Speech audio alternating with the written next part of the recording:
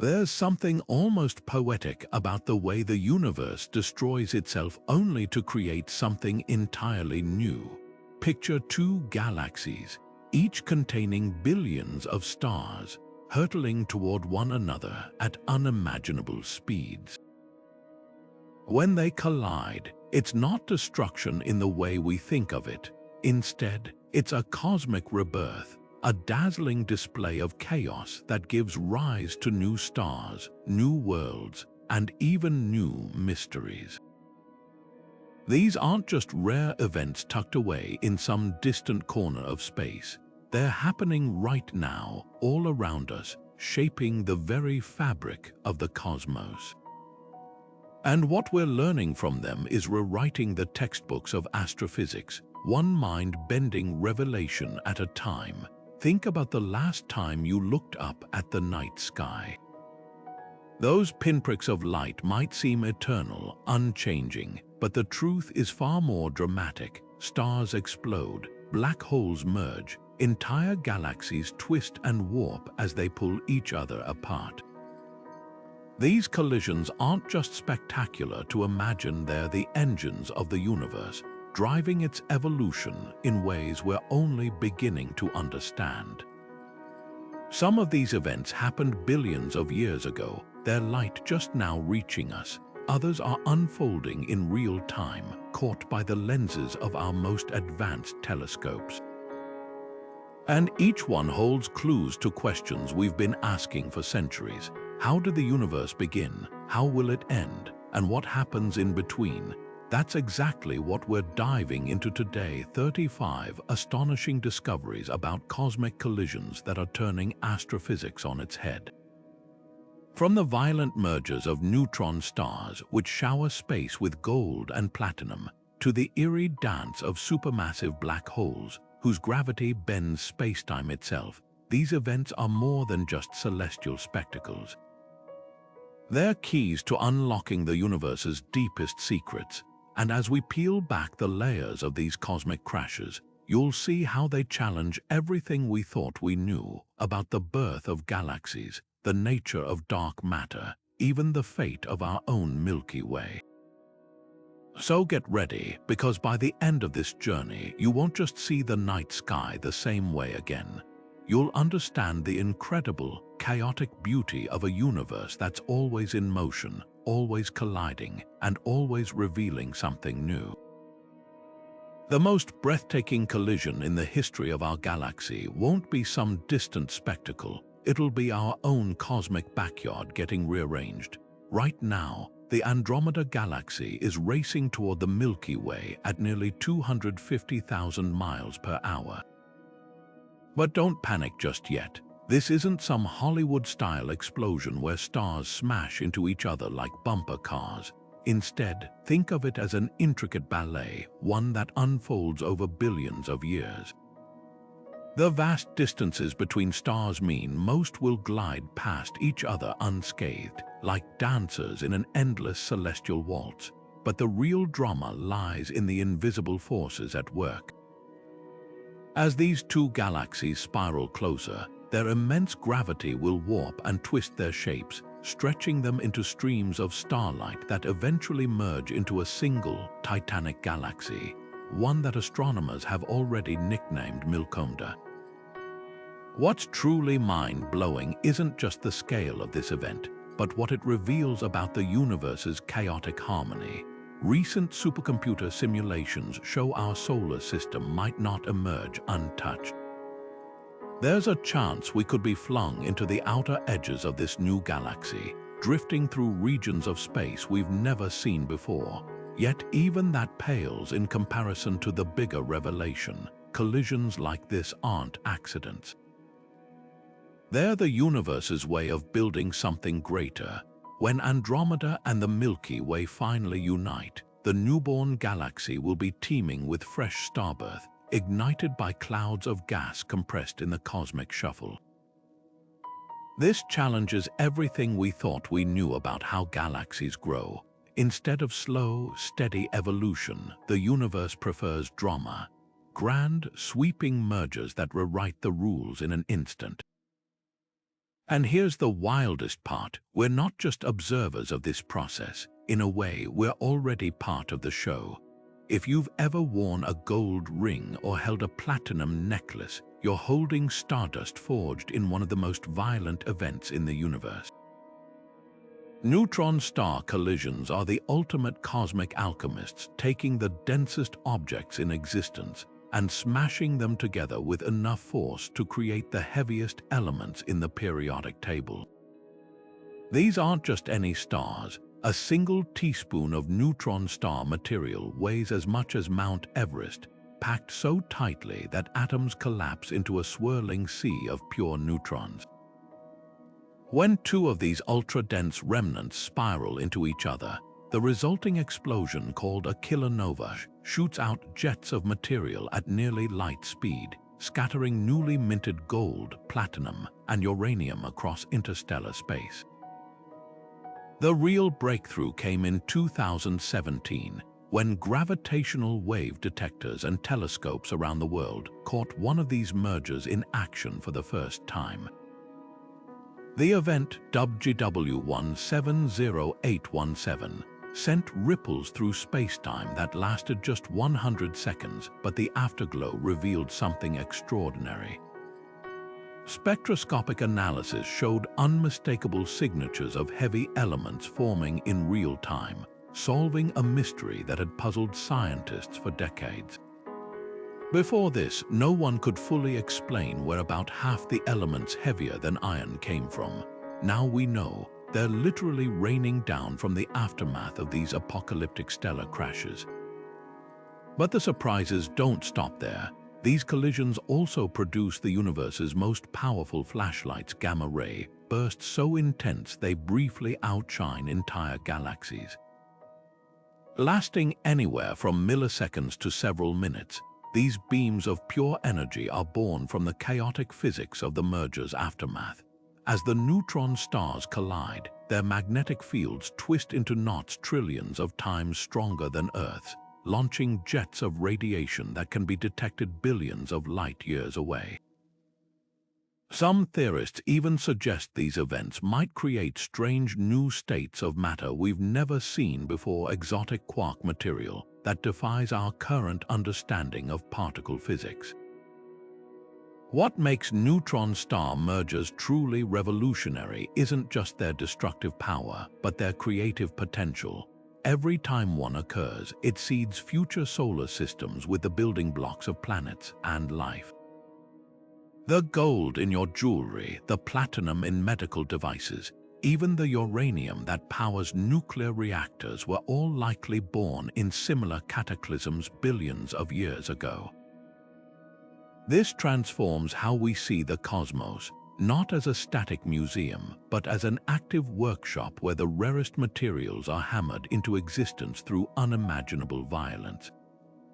And with new observatories coming online, we're on the verge of catching these cosmic gold factories in the act more frequently, each one offering fresh clues about how the universe builds its most precious elements from the ashes of dead stars. At the heart of nearly every galaxy lurks a monster, a supermassive black hole millions or even billions of times heavier than our Sun. But when galaxies collide, these cosmic titans don't just sit idly by. They begin an extraordinary dance, spiraling toward each other in a gravitational embrace that shakes the very fabric of spacetime. These aren't just any black holes, they're the universe's ultimate power couples, locked in orbits so tight that a single year for them might last mere hours. What makes these binary systems so fascinating isn't just their sheer scale, but the way they warp reality itself. As they circle each other, their immense gravity sends out ripples, gravitational waves, that stretch and squeeze space as they travel across the cosmos.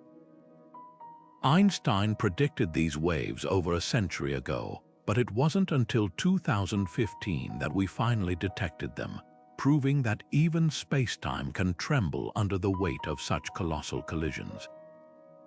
Yet the real mystery lies in what happens or doesn't happen next. Some of these black hole pairs seem to stall just before merging, lingering in a cosmic standoff that defies our expectations.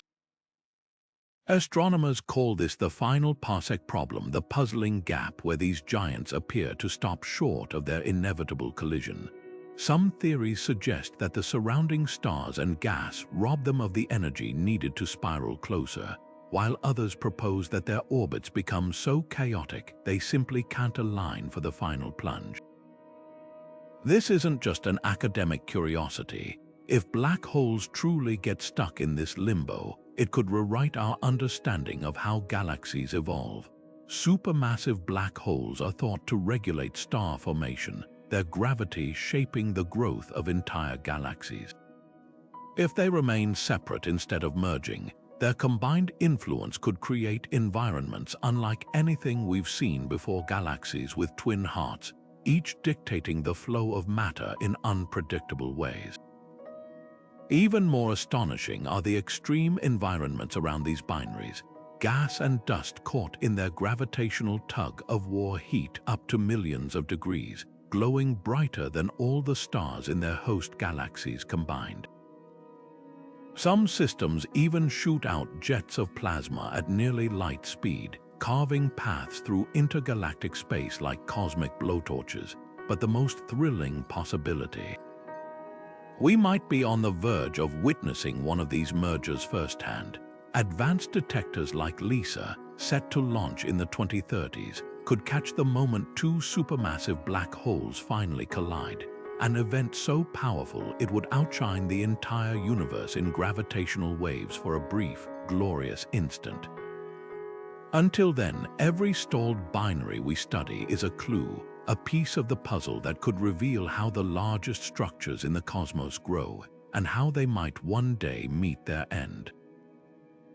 There's an invisible hand guiding every cosmic collision we've ever observed, one that doesn't emit light, reflect it, or interact with ordinary matter in any way we can directly detect. Dark matter, the universe's most enigmatic architect, doesn't just watch from the sidelines as galaxies crash together. It actively sculpts the chaos, its gravitational influence determining whether mergers happen fast or slow, whether they result in orderly spirals or chaotic ellipticals. For decades, dark matter's role in these collisions was purely theoretical, like trying to map the shape of a shadow. But now, cutting-edge simulations are pulling back the curtain, revealing how these unseen halos orchestrate the dance of galaxies in ways that defy expectations. Take the famous Bullet Cluster, for example. When astronomers first studied this pair of colliding galaxies, they noticed something bizarre.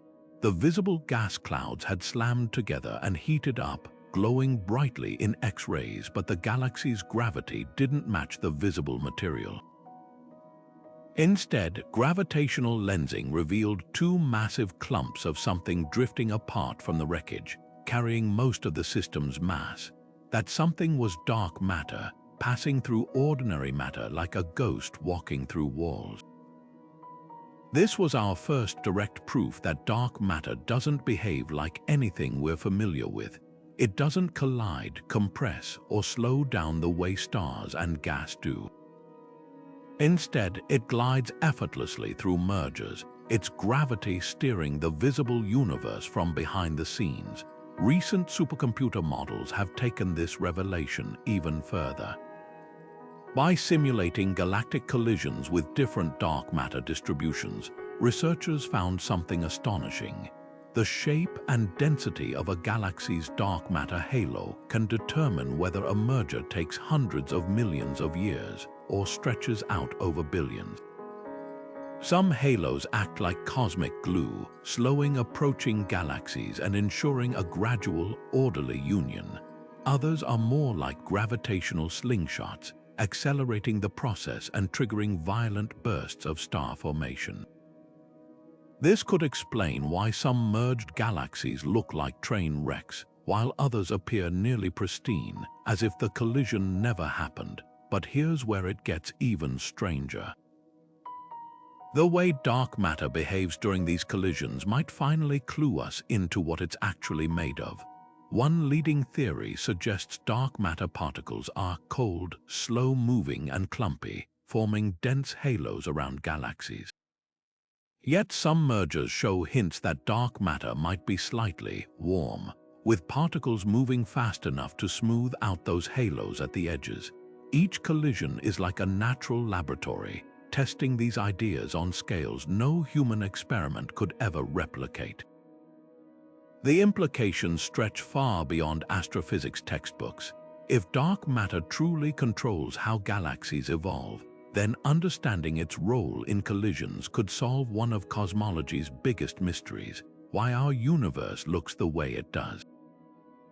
Without dark matter's gravitational scaffolding, galaxies might never have formed in the first place. Its invisible architecture doesn't just shape individual mergers, it built the cosmic web that holds the entire universe together. And with next-generation telescopes like the Vera Rubin Observatory coming online, we're about to capture thousands more of these collisions in action, each one a potential Rosetta Stone for decoding dark matter's secrets.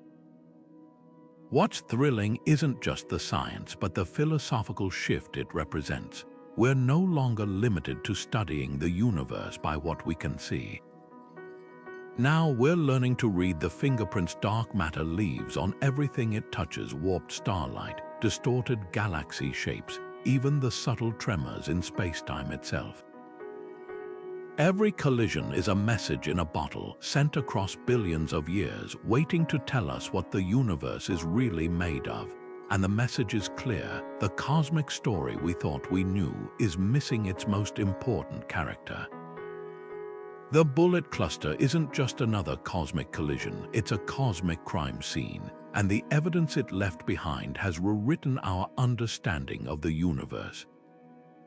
Picture two massive galaxy clusters, each containing hundreds of galaxies, slamming into one another at speeds of millions of miles per hour. Normally, when objects collide, everything gets mixed together. But here's the twist: when astronomers trained their telescopes on this system, they found something utterly bizarre. The visible matter, the hot gas glowing in X-rays, had been slowed down, as if hitting an invisible wall, while the bulk of the cluster's mass, revealed by gravitational lensing, had sailed right through like a phantom freight train. That discrepancy was the smoking gun. For the first time, we had direct proof that most of the universe's matter isn't just hiding in the shadows. It's fundamentally unlike anything we can see or touch. What makes the Bullet Cluster so groundbreaking isn't just the separation of dark and ordinary matter, but how it happened. The hot gas, made of protons and electrons, behaved exactly as physics predicts. It compressed, heated up, and slowed down during the collision, creating a shock wave visible in X-ray images. But the dark matter, it didn't even flinch.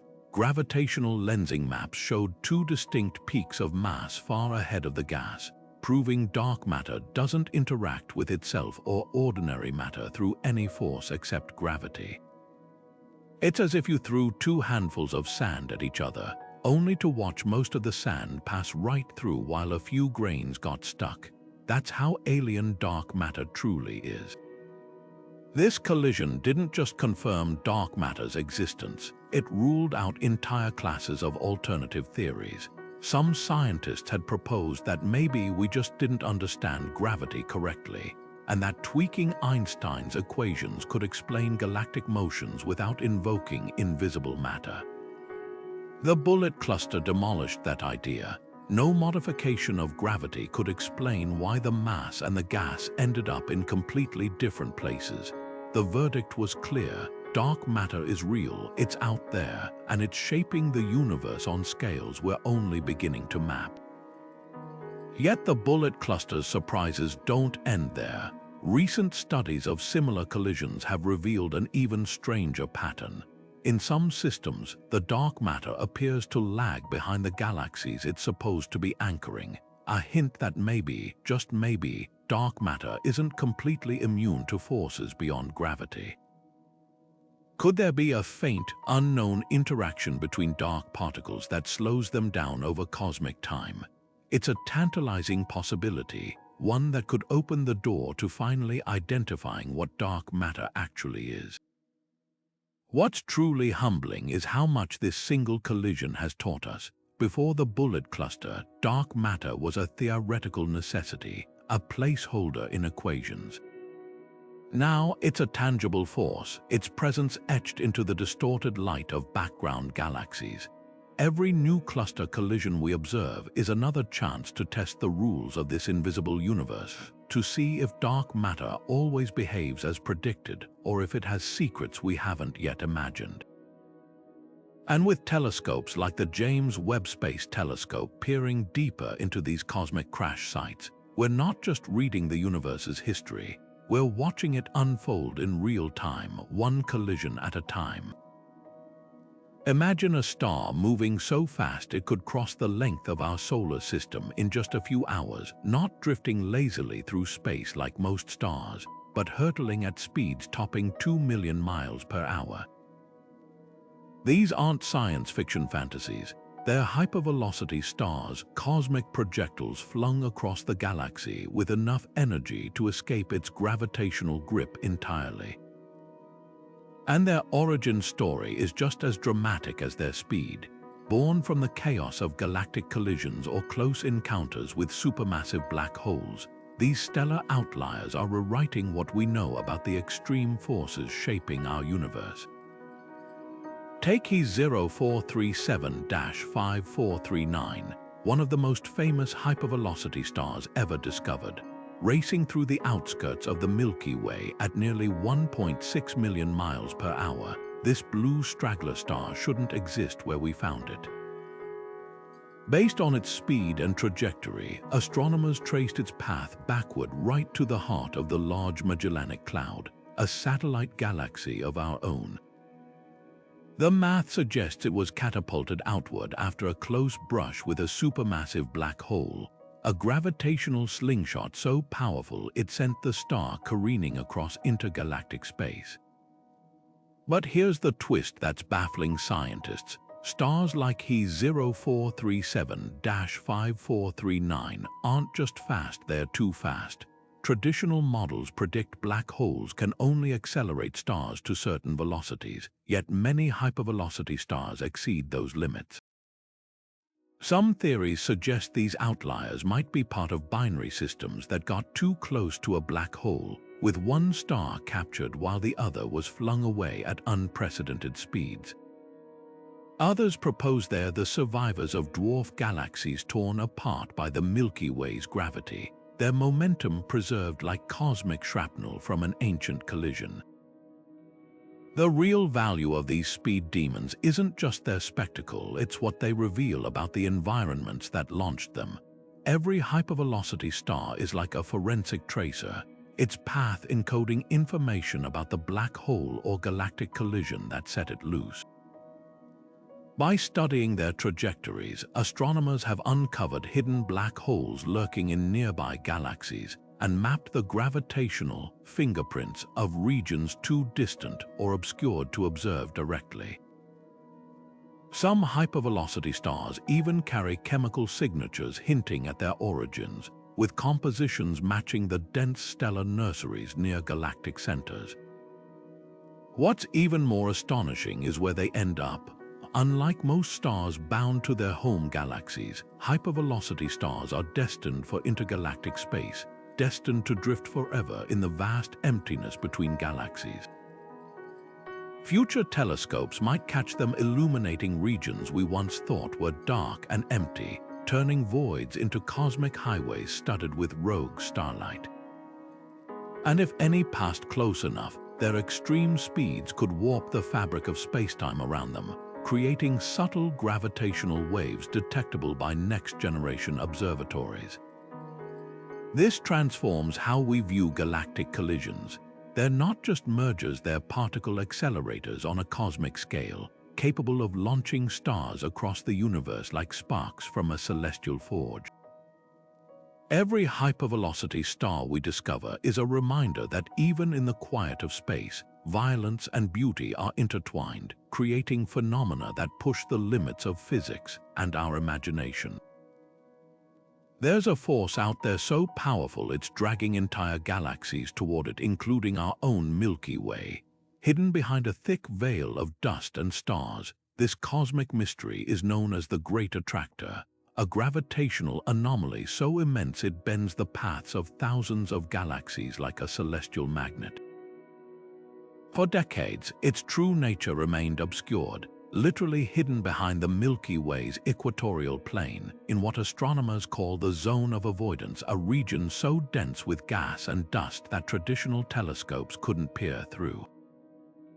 But recent breakthroughs have pulled back the curtain, revealing something even more astonishing than we imagined. What makes the Great Attractor so baffling isn't just its pull, it's the sheer scale of its influence. Our galaxy, along with the entire local group, is racing toward it at over 1.4 million miles per hour, caught in what scientists call the dark flow. At first, researchers thought this might be the work of a single massive object like an unseen supercluster, but the truth turned out to be far more complex. The Great Attractor isn't just one thing. It's the aftermath of an ancient cosmic pileup, a dense knot of galaxies formed by collisions that occurred billions of years ago. Imagine traffic converging at a busy intersection, except instead of cars, it's entire galaxies, their gravity weaving them into a sprawling megastructure 500 million light-years across. The key to unlocking this mystery came from infrared and radio telescopes, which can see through the Milky Way's obscuring dust. What they revealed was the Norma cluster, a massive gathering of galaxies at the heart of the Great Attractor, surrounded by a web of even larger structures like the Shapley supercluster farther beyond. These regions are so dense with matter that their combined gravity creates a cosmic tug-of-war, pulling galaxies into a flow pattern that resembles water swirling toward a drain. But here's where it gets even stranger. The Great Attractor might not be the ultimate destination. Some studies suggest an even larger structure, the Vela supercluster, lies beyond it, acting like a hidden anchor in this vast gravitational current. This challenges our understanding of how matter is distributed in the universe. Instead of being evenly spread, it's concentrated in these immense walls and filaments, with the Great Attractor sitting at a crossroads of sorts, a gravitational valley where galaxies naturally accumulate over time. What's at stake isn't just academic curiosity.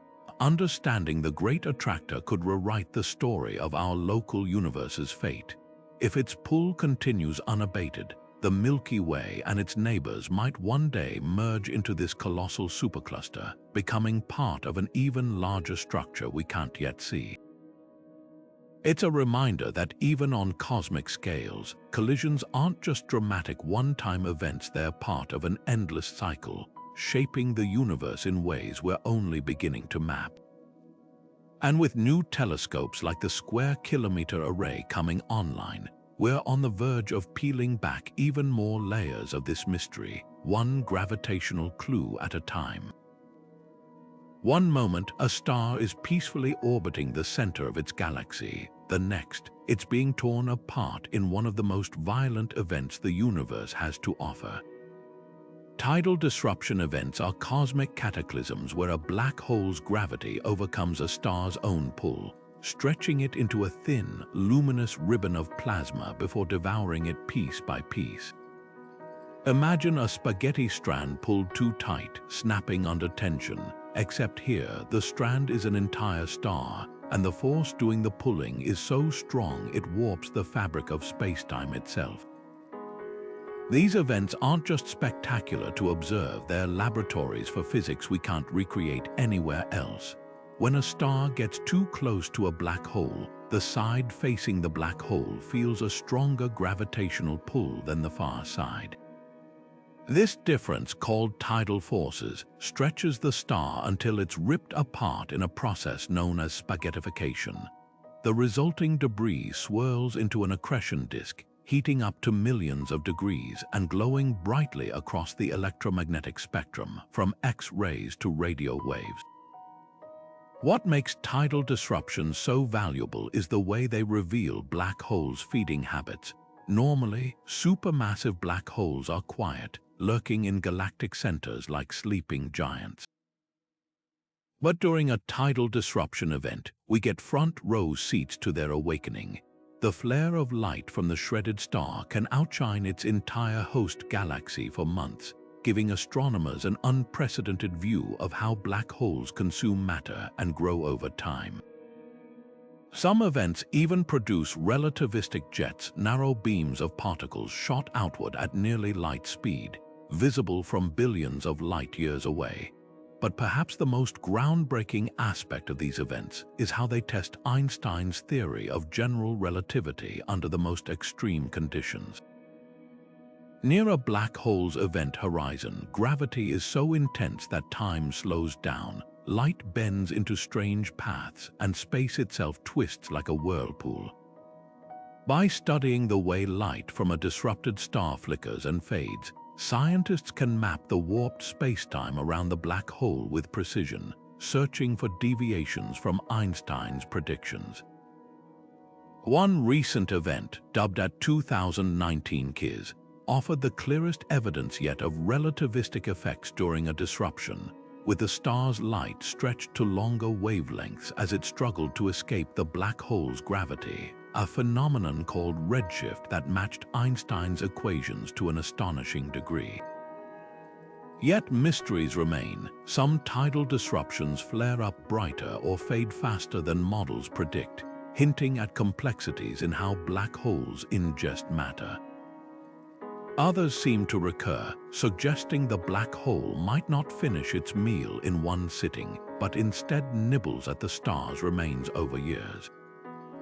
There's even evidence that certain disruptions might involve not just one star, but binary systems, two stars orbiting each other, where one gets consumed while the other is flung away at incredible speeds, becoming a hypervelocity star like those we discussed earlier.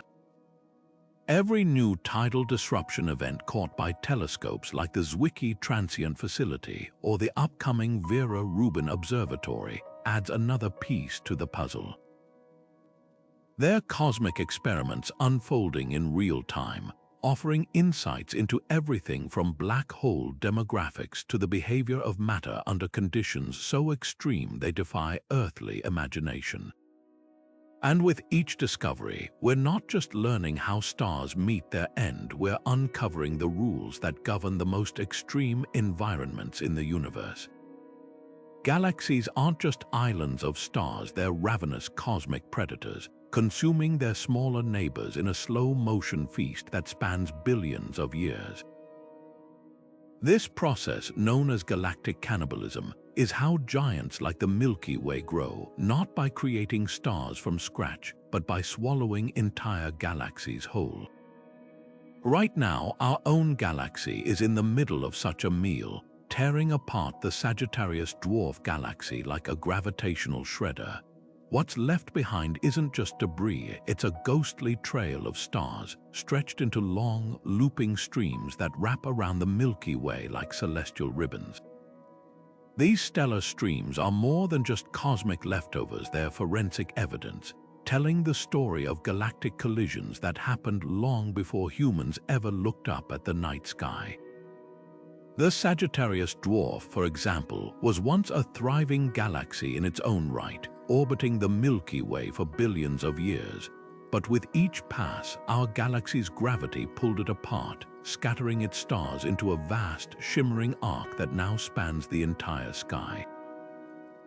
Telescopes like Gaia have mapped these remnants in stunning detail, revealing not just one but multiple wrappings of this galactic spaghetti, each layer marking another orbit, another bite taken out of the dwarf galaxy's structure. What's fascinating isn't just the destruction, but how it reshapes both predator and prey. As the Sagittarius dwarf stars are assimilated, they don't just blend in, they alter the Milky Way's very architecture. Some models suggest these mergers could be responsible for the warped shape of our galaxy's outer disk, twisting it like a vinyl record left too long in the sun. Others propose that the influx of new stars might trigger waves of star formation as the added gas and dust compress to birth fresh stellar nurseries. Even our galaxy's iconic spiral arms might owe their structure in part to these violent encounters, but the Sagittarius dwarf is far from the Milky Way's only victim. Hidden in the faint glow of the night sky are the remnants of dozens of smaller galaxies, each digested over cosmic time.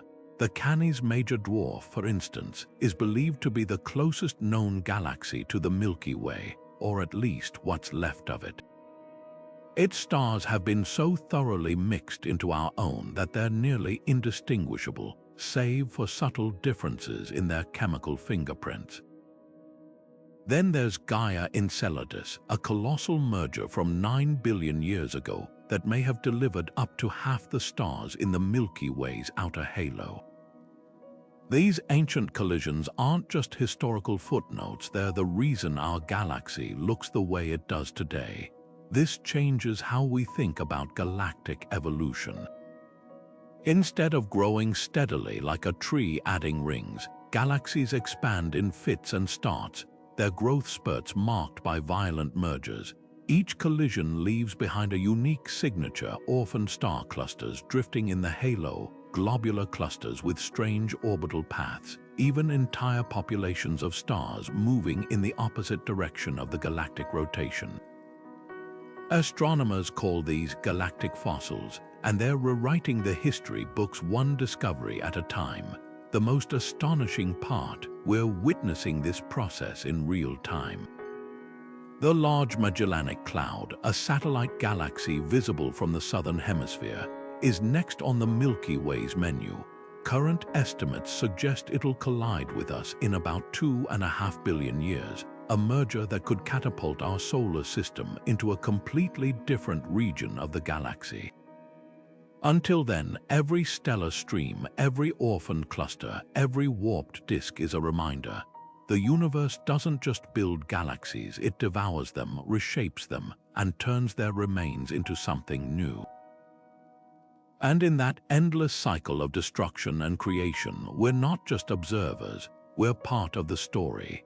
When we picture galaxies colliding, it's easy to imagine planets being flung into the void or stars smashing together in catastrophic explosions.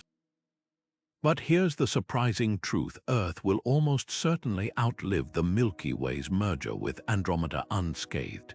The reason lies in the unimaginable emptiness of space. Despite galaxies containing hundreds of billions of stars, the average distance between them is so vast that direct collisions are vanishingly rare. If you scaled the Milky Way down to the size of a dinner plate, the nearest star to our Sun would still be over 4 miles away. That's how much room there is for stars to slip past each other like ships in the night, even during the most dramatic cosmic pileups. But while our planet may physically survive, the sky above us will undergo a transformation unlike anything in recorded history. As Andromeda draws closer, its spiral arms will stretch across the heavens, first as a faint smudge, then growing brighter until it rivals the full moon. Over billions of years, the two galaxies will twist around each other, their gravity weaving new patterns in the stars. Familiar constellations will distort beyond recognition, while fresh ones emerge from the celestial shuffle. The Milky Way's serene band of light will fracture into luminous streams, and the galactic core, normally hidden behind dust clouds, will blaze forth as the merged black holes at the center ignite a quasar that could outshine all other stars combined. This isn't just speculation. Computer simulations tracing the merger's timeline show our solar system has a 90% chance of being flung farther from the galactic center, carried outward by the gravitational tides like a leaf caught in a whirlpool. There's even a small but fascinating possibility we might be ejected entirely, becoming a rogue solar system adrift between galaxies. Yet even in this extreme scenario, life on Earth would continue undisturbed. The sun's warmth wouldn't dim, nor would our orbit destabilize, proof that the universe's most violent events can unfold on scales so vast they become imperceptible to those living through them. What's truly humbling is how these collisions redefine our idea of destruction. We think of cosmic crashes as endings, but they're really rebirths. The same forces that tear galaxies apart also compress clouds of gas, sparking new generations of stars. The gold in our jewelry, the iron in our blood, these elements were forged in earlier mergers, scattered across space by collisions that happened long before Earth existed. Far from being a threat, galactic mergers are the reason we're here at all. So when you look up at the night sky, remember, those tranquil stars are part of a story far grander than any single lifetime. The constellations we name today are temporary arrangements, destined to dissolve and reform in the slow dance of galaxies. And somewhere in that distant future, when Milkomda's light finally bathes whatever Earth has become, it won't be an apocalypse, it'll be a new chapter in the epic of cosmic evolution written in starlight. Long before galaxies as we know them existed, the universe was a chaotic nursery of colliding matter, a place where the first seeds of cosmic structure took root in the aftermath of the Big Bang. Those initial moments weren't perfectly smooth. Tiny quantum fluctuations, smaller than a single atom, created ripples in the fabric of space-time itself. Over hundreds of millions of years, gravity amplified those ripples, pulling matter together until the first proto-galaxies crashed into one another with enough force to ignite the universe's earliest stars. These weren't the majestic spirals we see today, but messy, turbulent clouds of gas and dark matter, colliding and merging in a dance that would shape everything to come. The James Webb Space Telescope has given us an unprecedented glimpse into this era, and what it's found has turned astrophysics upside down. Instead of the slow, gradual growth predicted by many models, JWST deep field images reveal galaxies fully formed when the universe was less than 5% of its current age, some so massive and mature they shouldn't exist under standard theories. One galaxy in particular, dubbed Glass Z13, appears to have formed just 300 million years after the Big Bang, yet it's already hundreds of times more massive than expected. The only explanation: these early galaxies didn't grow in isolation. They were born from violent mergers, their growth turbocharged by collisions that packed entire generations of stars into a fraction of the time we thought possible. What's even more astonishing is how these ancient crashes left fingerprints we can still detect today. When proto-galaxies collided, their dark matter halos the invisible scaffolding that holds galaxies together, merged first, creating gravitational wells that funneled gas inward. This gas didn't just form stars, it superheated into quasars, the brightest objects in the universe, whose light now reaches us from over 13 billion years away. Some of these quasars are surrounded by vast reservoirs of water vapor, proof that the ingredients for life were being forged in the chaos of these primordial collisions. But the real revelation lies in what these mergers tell us about dark matter's role in shaping the cosmos. Early simulations suggested proto-galaxies should have been evenly distributed, like bubbles in a foam. Instead, JWST images show them strung along filaments, as if drawn together by some unseen web. This matches predictions of dark matter's influence, its gravity acting like cosmic glue, guiding those first collisions and setting the stage for the large-scale structure we see today. Without those initial mergers, galaxy clusters, superclusters, even the Great Attractor might never have formed. This changes how we view the universe's infancy. It wasn't a slow, stately unfolding, but a period of explosive growth driven by relentless collisions.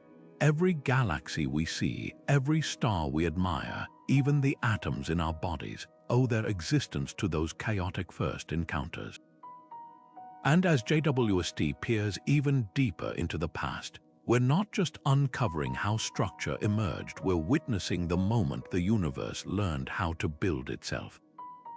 Deep in the cosmos, some of the most powerful particle accelerators aren't made by human hands, they're built by colliding galaxy clusters, cosmic behemoths that dwarf anything we could construct on Earth. Take El Gordo, the Fat One, a pair of galaxy clusters 7 billion light-years away, currently smashing together with the energy of a quadrillion suns. The shockwaves from this collision ripple through intergalactic space like sonic booms, accelerating electrons to velocities so close to light speed that they emit eerie radio glow detectable across the universe.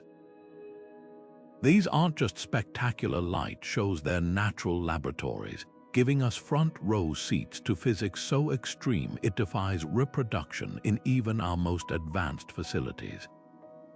What makes these cluster collisions so remarkable is how they mimic and surpass conditions inside machines like the Large Hadron Collider.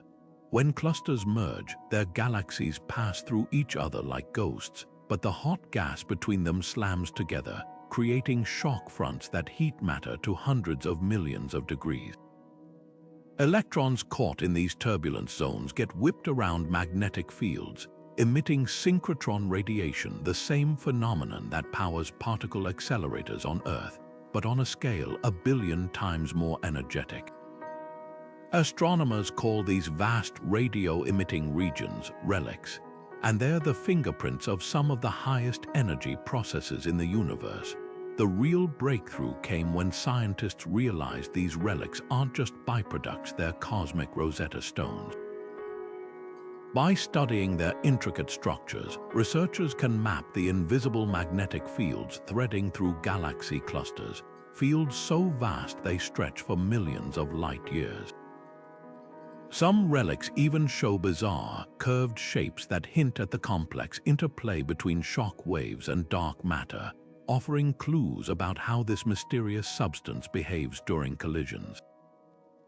One particularly puzzling relic in the cluster Able 337 resembles a giant cosmic question mark, a reminder of how much we still have to learn. But perhaps the most revolutionary aspect of these collisions is how they let us test fundamental physics in environments we could never recreate. The particles accelerated in cluster mergers reach energies 100 times higher than anything achievable in human-made colliders, probing regimes where exotic phenomena might appear, perhaps even signs of new physics beyond the standard model. Some theories suggest these shocks could produce ultra-high-energy cosmic rays, the mysterious particles that occasionally rain down on Earth with energies surpassing anything we can explain. Others speculate that the turbulent plasma in merging clusters might reveal how energy dissipates in quantum fields, a process that could reshape our understanding of everything from black holes to the early universe. What's truly humbling is how these distant collisions connect to our own origins. The heavy elements forged in galaxy clusters, oxygen, silicon, iron, eventually get scattered across the cosmos by merger-driven winds, seeding future generations of stars and planets. In a very real sense, the atoms in our bodies were once part of these titanic crashes, their journeys across space and time beginning in the aftermath of collisions we can now study in stunning detail. With new radio telescopes like the Square Kilometre Array coming online, we're about to uncover even more relics, each one a time capsule from the universe's most violent and creative moments. And as we decode their messages, we're not just watching cosmic history, we're tracing the footsteps of our own. Among the most haunting relics of cosmic collisions are ultra-diffuse galaxies, vast, ghostly structures so faint they nearly vanish against the black backdrop of space. Take Dragonfly 44, a galaxy the size of the Milky Way but with only 1% of its stars, glowing like a dim ember in the constellation Coma Berenices. At first glance, these ethereal objects seem impossible. Their sparse stars spread so thin that early astronomers often mistook them for camera defects or cosmic noise. But their true nature is far more fascinating. These aren't failed galaxies, they're survivors, the stripped-down skeletons of violent encounters that robbed them of their starlight while leaving something far stranger behind: immense halos of dark matter. What makes ultra-diffuse galaxies so puzzling is their weight. Despite their lack of visible matter, measurements of their gravitational pull reveal they're as massive as normal galaxies, with dark matter outweighing their stars by ratios of thousands to one. One leading theory suggests they're the remnants of high-speed collisions, where smaller galaxies pass through larger ones like bullets through fog.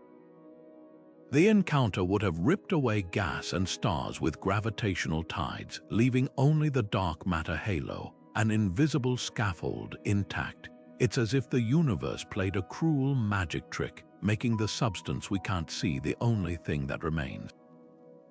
But here's where the mystery deepens. Some ultra-diffuse galaxies, like NGC 1052DF2, defy even this explanation. They appear to have almost no dark matter at all, contradicting everything we thought we knew about galaxy formation. This has sparked a fiery debate. Could these outliers be the result of a different kind of collision, one where dark matter was somehow ejected?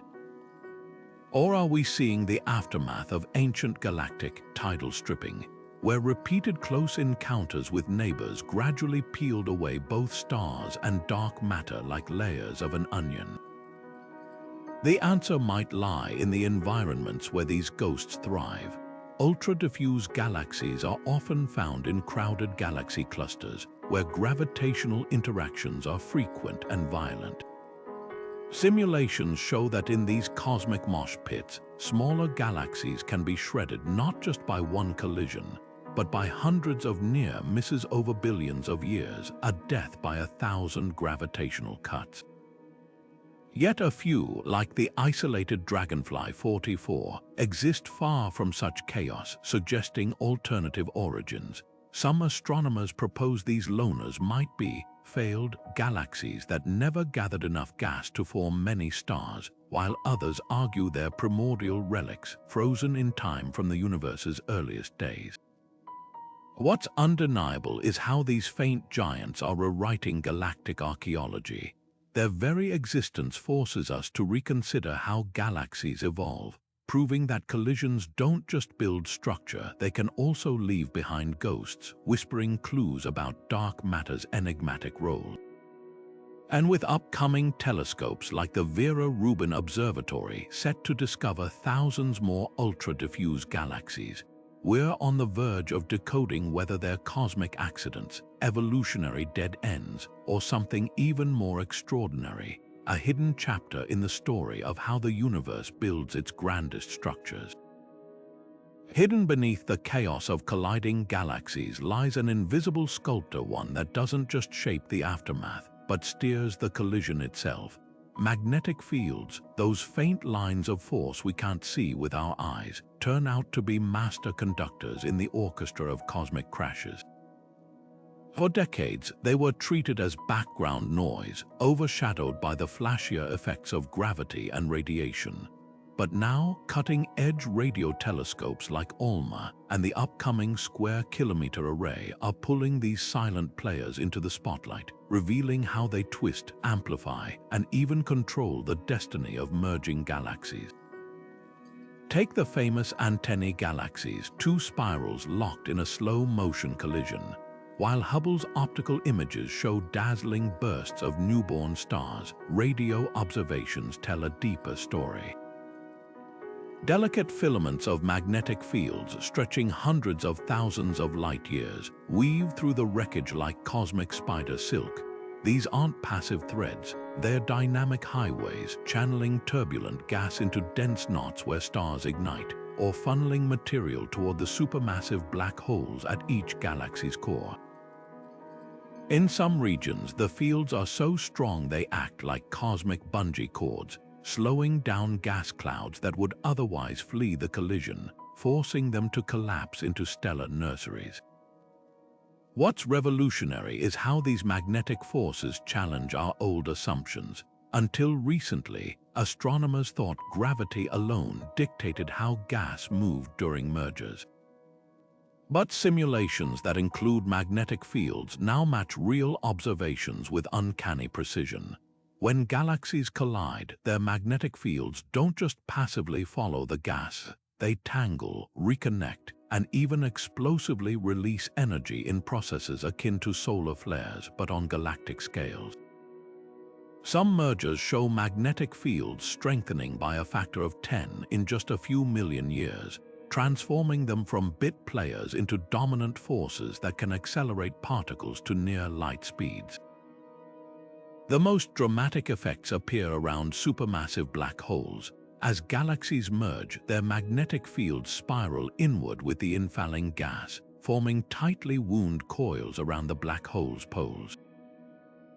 These coils become particle accelerators of unimaginable power, launching jets of plasma that can pierce through entire galaxies. The Cartwheel Galaxy, a rare ring-shaped result of a cosmic collision, showcases this beautifully. Its bizarre structure, a star-forming outer ring with a dormant core, is now believed to stem from a magnetic tsunami that swept outward after the central black hole's jets destabilized, redistributing gas in a perfect circle. Yet magnetic fields don't just create, they also protect. In the messy aftermath of mergers, they act like cosmic force fields, shielding fragile molecules from the harsh radiation that would otherwise tear them apart. ULMA observations of carbon monoxide in colliding galaxies show molecules surviving in magnetic bubbles, regions where the fields deflect destructive energy.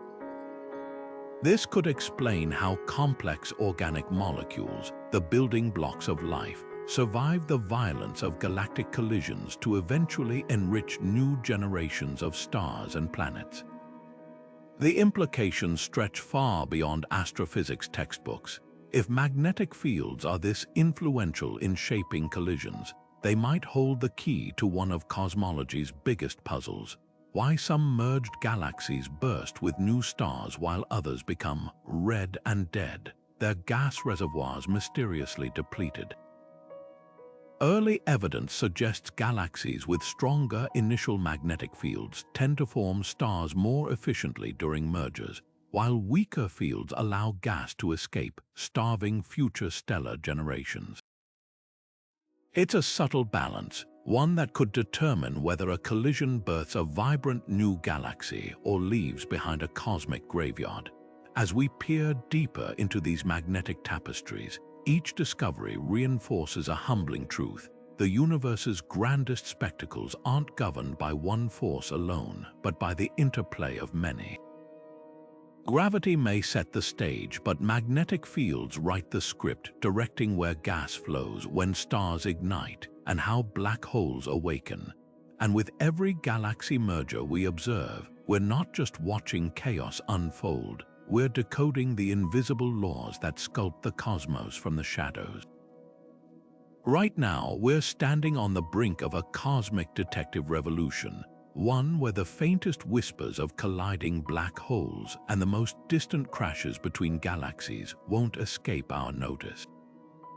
The next generation of telescopes isn't just an upgrade, it's a complete transformation in how we observe the universe's most violent dances.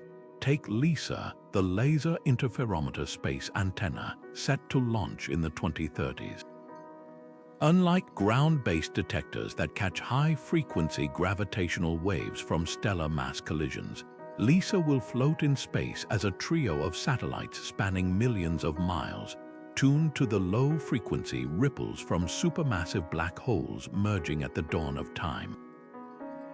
These are the waves we've never been able to hear before, the slow, deep hum of collisions that shaped the universe when it was just a fraction of its current age.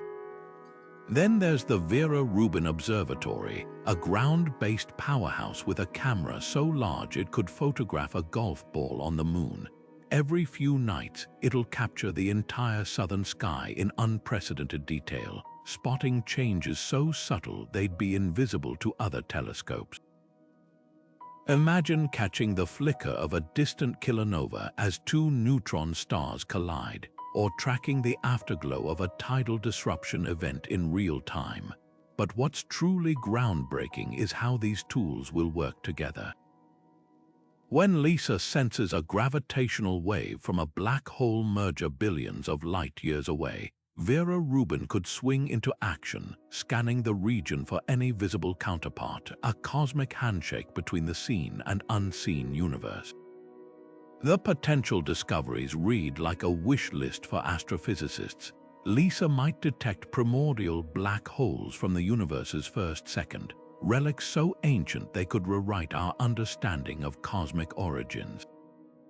The Rubin Observatory could uncover orphaned gamma-ray burst stellar explosions kicked away from their host galaxies by previous collisions, drifting like cosmic orphans in the void.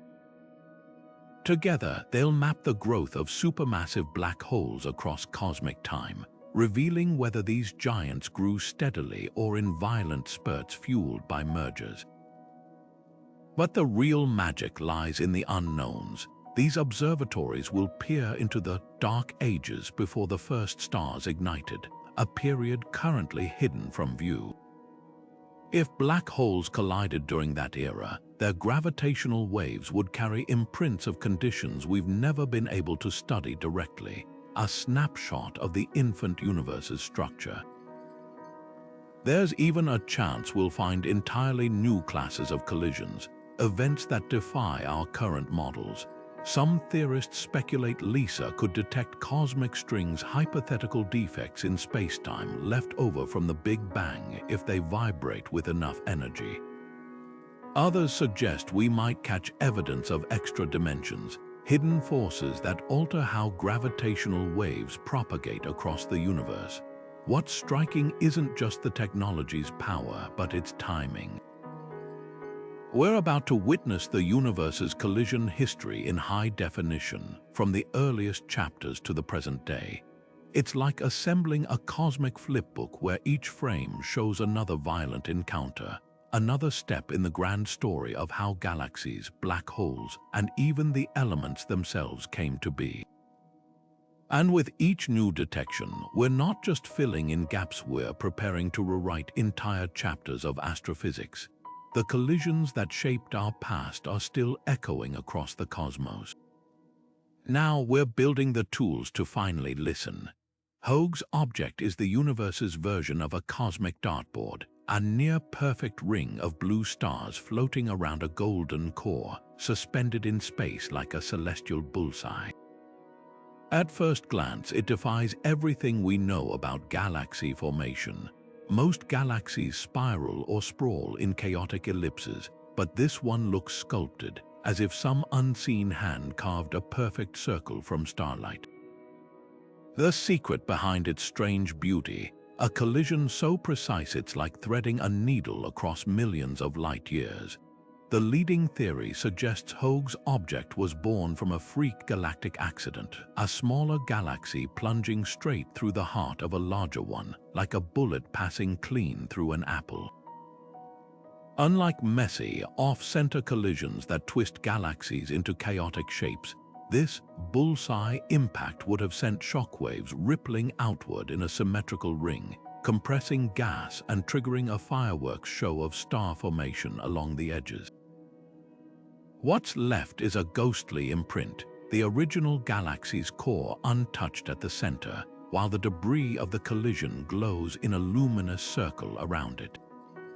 But here's what makes this even stranger. Hoag's object isn't alone. Telescopes have spotted other ring galaxies, like the Cartwheel and AM 0644741, each with their own peculiar quirks. Some have multiple rings, like tree rings marking cosmic growth spurts. Others show faint spokes or asymmetries, hinting that not all bullseye collisions are as clean as Hoag's. This variety suggests ring galaxies might be more common than we thought, just incredibly short-lived. The pristine ring of young stars in Hoag's object, for example, will likely fade within a few 100 million years as the structure disperses, leaving behind only subtle clues of its violent birth. The real puzzle isn't just how these rings form, but why they are so rare. For every Hoag's object, there are billions of galaxies shaped by messier mergers. Some astronomers argue it takes an almost impossible alignment, a smaller galaxy hitting a larger one dead center, with just the right speed and angle. Others propose alternative explanations, like internal instabilities or waves of star formation spreading outward from the core. There's even a wild theory that some rings might form without collisions at all, from the gravitational tug of unseen companion galaxies lurking just outside the frame. What's undeniable is how these cosmic oddballs challenge our assumptions. Galactic collisions aren't always destructive sometimes. They're artists, sculpting structures so precise they look artificial. And with every new ring galaxy discovered, we're forced to reconsider the delicate balance of chaos and order in the universe. Hoag's object isn't just a curiosity. It's a reminder that even the most violent events can create something breathtaking if the conditions are just right. At the heart of some of the most violent galactic collisions, a cosmic beacon erupts so bright it can outshine an entire galaxy for millions of years. These are quasars, the universe's ultimate powerhouses, and their brilliance traces back to one simple truth. When galaxies collide, they don't just reshape stars, they awaken monsters. Supermassive black holes, normally dormant at galactic centers, suddenly find themselves drowning in rivers of gas and dust, funneled inward by the chaos of the merger. As this material spirals toward oblivion, it heats up to millions of degrees, glowing so intensely that we can spot it from the edge of the observable universe. What makes quasars so extraordinary isn't just their luminosity, but what they reveal about black hole growth. Before colliding, many galaxies host black holes that barely nibble on passing matter, emitting faint flickers of X-rays at best. But during a merger, gravity twists and compresses the gas between galaxies into dense streams, directing it straight into the black hole's maw. The influx is so massive that the black hole can't consume everything smoothly. Instead, the material piles up in a searing accretion disk, its friction generating enough energy to light up galactic cores like cosmic lighthouses. Some quasars pump out more energy in a single second than our Sun will produce in its entire 10 billion-year lifetime. The connection between collisions and quasars was first hinted at by their strange distribution across cosmic time. The early universe was teeming with these brilliant objects, peaking around 10 billion years ago, an era when galaxies were packed closer together and mergers were far more frequent. Today, quasars are rarer, their fading numbers mirroring the decline in violent galactic encounters. But recent observations have found a twist in this story. Some modern quasars, like those in the nearby galaxy Markarian 231, flare to life long after their host galaxies merged, suggesting black holes can stay fed by leftover gas for billions of years after the initial crash. Quasars also solve a long-standing mystery: how supermassive black holes grew so big so quickly in the young universe. The black hole at the center of the quasar Ton 618, for example, weighs as much as 66 billion suns, an impossible size to reach through steady feeding alone. But simulations now show that mergers provide the perfect growth spurt. When two galaxies collide, their central black holes eventually spiral together, merging into an even larger predator. The resulting quasar isn't just bright, it's a signpost of cosmic recycling, where the energy of ancient collisions gets converted into the raw power that shapes galactic destiny. Yet quasars are more than just cosmic fireworks.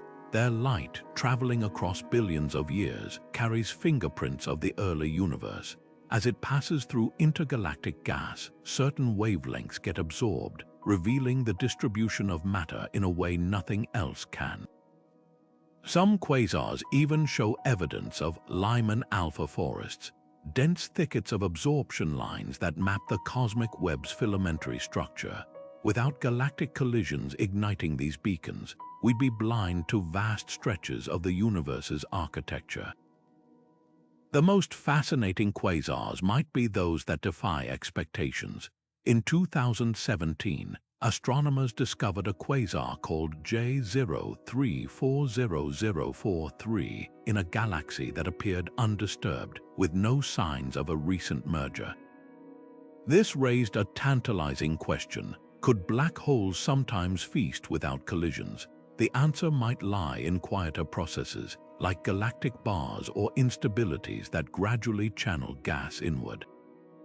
But even these exceptions prove the rule. Mergers remain the universe's most efficient way to ignite quasars, turning sleepy black holes into engines of unimaginable power. As we peer deeper into the cosmos, each quasar tells a story of collision and rebirth. Their light, forged in the chaos of merging galaxies, illuminates not just their own origins, but the forces that shaped everything around us. And with new telescopes like the James Webb Space Telescope uncovering quasars in the universe's infancy, we're closer than ever to understanding how these cosmic lighthouses first flickered to life, and how they forever changed the galaxies they called home. There's a silent force shaping the universe's largest collisions, one so mysterious it makes dark matter seem almost ordinary. Dark energy, the enigmatic driver of cosmic acceleration, has long been considered a constant, relentlessly pushing galaxies apart. But when we look at massive galaxy clusters smashing together, something doesn't add up. The way matter distributes in these wreckage fields suggests dark energy might not be the unchanging force we thought. And if that's true, everything from the fate of the universe to the laws of physics might need a rewrite. Take the Abell 520 collision, a messy pileup of galaxies 2 billion light-years away. When astronomers mapped its mass using gravitational lensing, they found voids in the debris regions where matter seemed to have been pushed apart more aggressively than dark energy's known strength could explain. It's as if the repulsive force between particles briefly intensified during the collision, like an invisible hand stretching the wreckage wider than expected. Similar anomalies appear in other merging clusters, like MAX J0717, where hot gas clouds appear oddly spaced, as though something amplified dark energy's push during the chaos of impact. This isn't just a quirk of physics, it's a potential crack in cosmology's foundation. For decades, we've assumed dark energy operates at a steady rate, encoded in Einstein's cosmological constant. But if it fluctuates during colossal collisions, that constant isn't so constant after all. Some theorists propose dark energy could interact with dark matter in ways we've never detected, its strength waxing and waning as structures collide. Others speculate these anomalies might hint at an entirely new force, one that only manifests under extreme gravitational conditions. The stakes couldn't be higher. If dark energy's strength varies, it would upend our understanding of the universe's expansion. Current models predict a cold, lonely fate, galaxies drifting apart until the cosmos becomes a dark, empty void. But if dark energy weakens over time, gravity might eventually regain dominance, pulling everything back together in a dramatic, big crunch. Alternatively, if it strengthens, the universe could tear itself apart in a big rip, shredding even atoms in a final, violent crescendo. What's fascinating is how these collisions act as natural laboratories.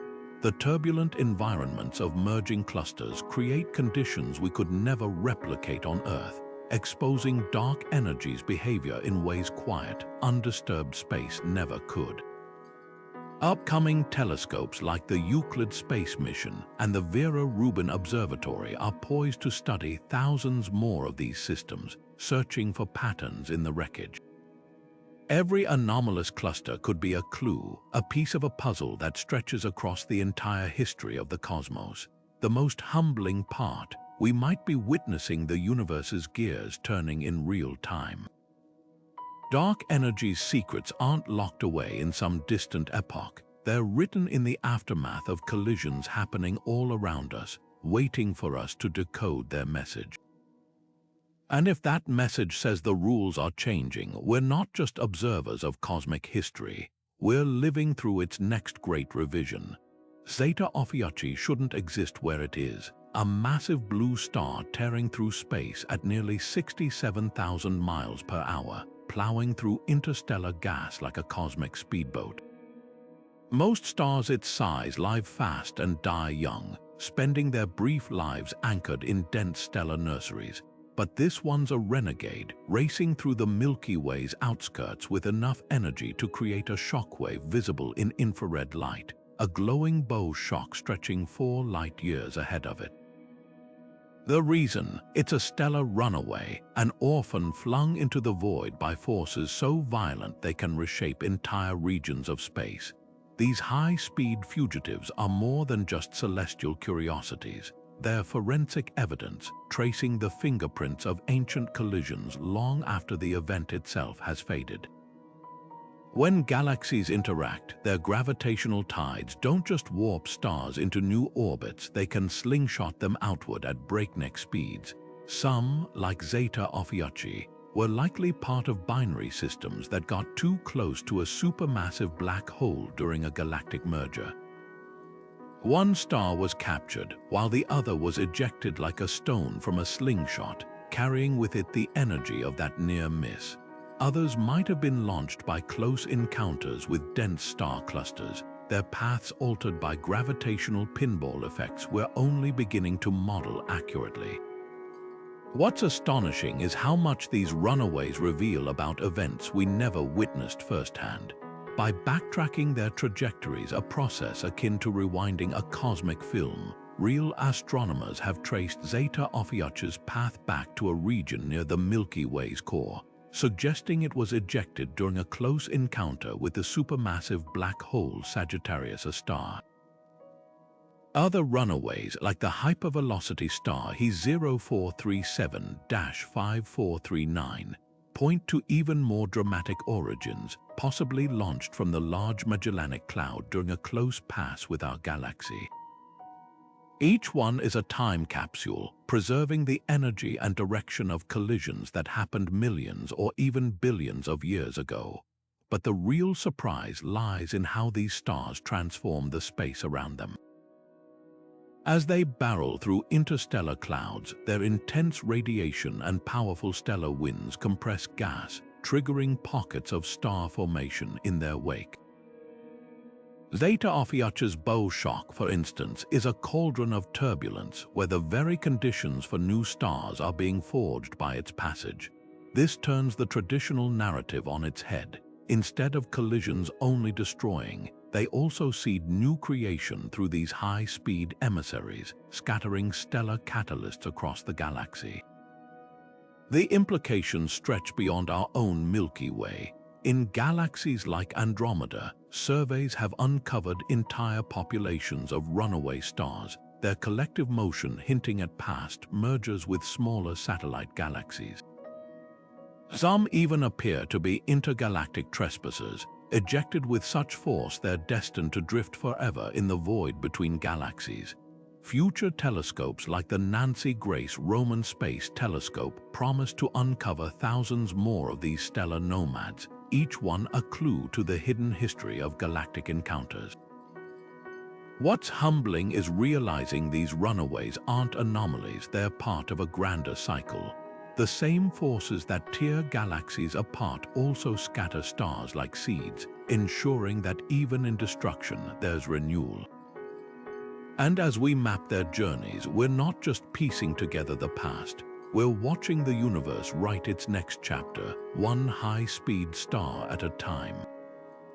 Among all the chaos and destruction of galactic collisions, there's an invisible ingredient that determines whether a merger births a vibrant new galaxy or leaves behind a cosmic graveyard gas. Not just any gas, but the raw material of stars themselves, vast clouds of hydrogen and helium that drift between the stars like cosmic fog.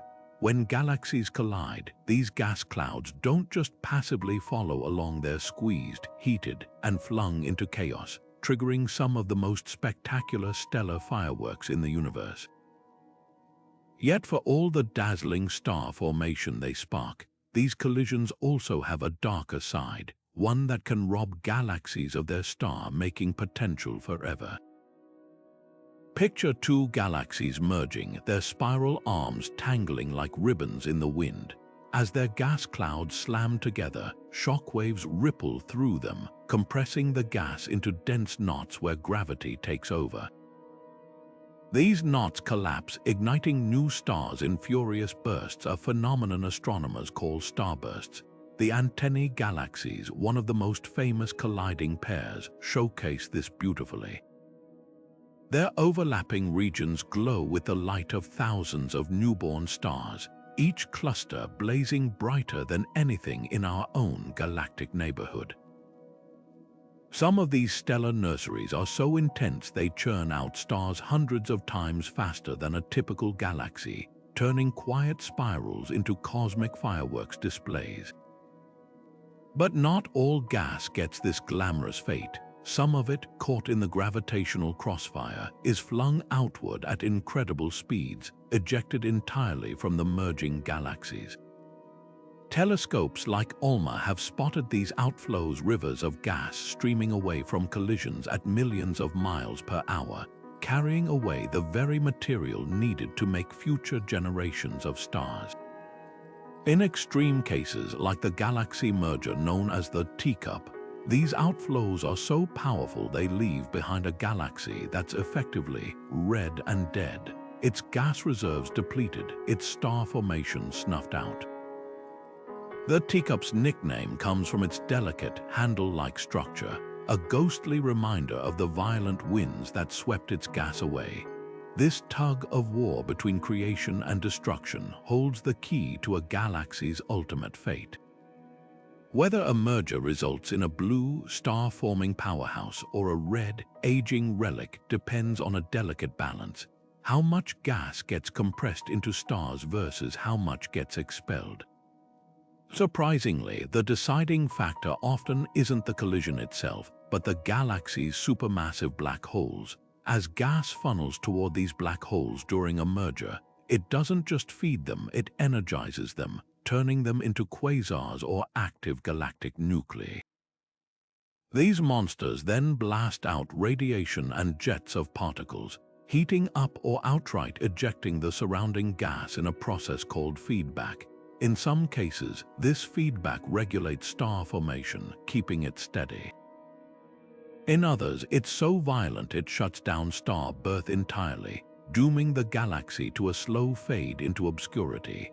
What's truly fascinating is how this process echoes across cosmic time.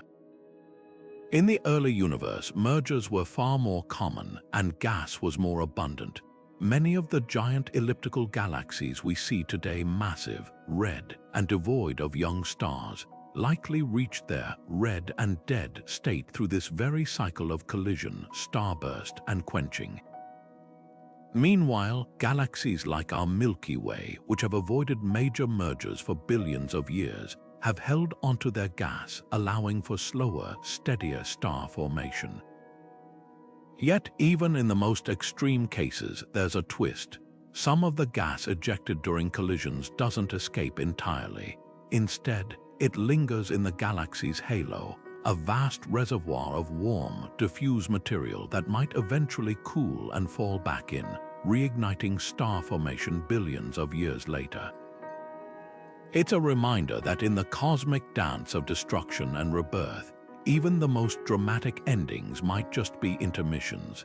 And with telescopes like the James Webb Space Telescope now peering into the hearts of merging galaxies, we're closer than ever to understanding how these invisible flows of gas sculpt the universe's grandest structures, one collision at a time. Some structures in the universe are so vast they defy comprehension, not just in size, but in what they imply about the laws of physics themselves. The Hercules Corona Borealis Great Wall isn't just another galaxy cluster or supercluster. It's a cosmic behemoth, a filament of galaxies stretching over 10 billion light-years, roughly 1/10 the observable universe. To put that in perspective, if you traveled at the speed of light, it would take you twice the age of Earth just to cross it. This isn't just a record-breaking structure, it's a glaring anomaly, one that shouldn't exist under our current understanding of the cosmos. What makes this Great Wall so revolutionary is how it contradicts a cornerstone of cosmology, the cosmological principle.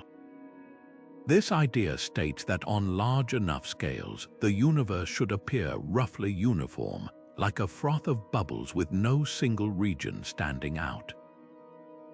Yet here we have a structure so enormous it dwarfs even the Sloan Great Wall, previously thought to be the largest. Its mere existence suggests that the universe's matter isn't as evenly distributed as we believed, that somewhere in the ancient past, titanic forces sculpted matter on scales we're only beginning to map.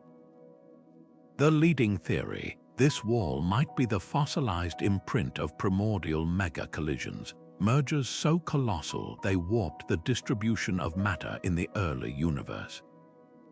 Imagine the first billion years after the Big Bang, when space was smaller and denser. Galaxy clusters weren't just drifting, they were practically elbow to elbow, colliding and merging in a frenzy that could have woven matter into these vast, thread-like structures. Gravitational instabilities during this era might have funneled galaxies into sprawling chains, with the Hercules Corona Borealis Great Wall being the most dramatic survivor of that turbulent time. But the mystery deepens when we ask how such a structure held together. Gravity alone shouldn't be strong enough to bind something this enormous across billions of light-years. Some researchers speculate dark energy, the force accelerating the universe's expansion, might have played an unexpected role, acting as a kind of cosmic glue on these extreme scales. Others propose the wall isn't a single, connected structure but a chance alignment of smaller filaments, a trick of perspective magnified by our limited viewpoint. Yet detailed redshift surveys continue to confirm its coherence, painting a picture of a genuine cosmic giant. The implications ripple far beyond astronomy textbooks. If the cosmological principle isn't as universal as we thought, it could reshape our understanding of the Big Bang's aftermath. Perhaps the early universe wasn't as smooth as our models assume, or maybe unknown physics amplified tiny density fluctuations into these staggering structures. Future telescopes like the Euclid space mission aim to map more of these great walls, searching for patterns that might reveal their origins. Each one is a time capsule, preserving the fingerprints of the universe's most violent formative moments. What's humbling is realizing we're only seeing a shadow of this structure's true scale. The Hercules Corona Borealis Great Wall lies so far away that its light has traveled for over 10 billion years to reach us. By now, the expansion of the universe has likely stretched it even farther, rendering parts of it forever invisible as they cross beyond our cosmic horizon. Yet even the fraction we can observe stands as a monument to the universe's capacity for surprise, a reminder that the largest collisions aren't just events. They're architects shaping the cosmos on scales that challenge the very foundations of our knowledge. Not every cosmic collision leaves chaos in its wake. While we often picture galaxy mergers as violent, star-shattering events, some defy the odds by settling into near-perfect harmony, like NGC 7252, a celestial butterfly born from what should have been a catastrophic crash. Dubbed the Atoms for Peace galaxy after its resemblance to an atomic diagram, this stunning object tells a different story of galactic mergers, one where turbulence gives way to tranquility faster than anyone predicted.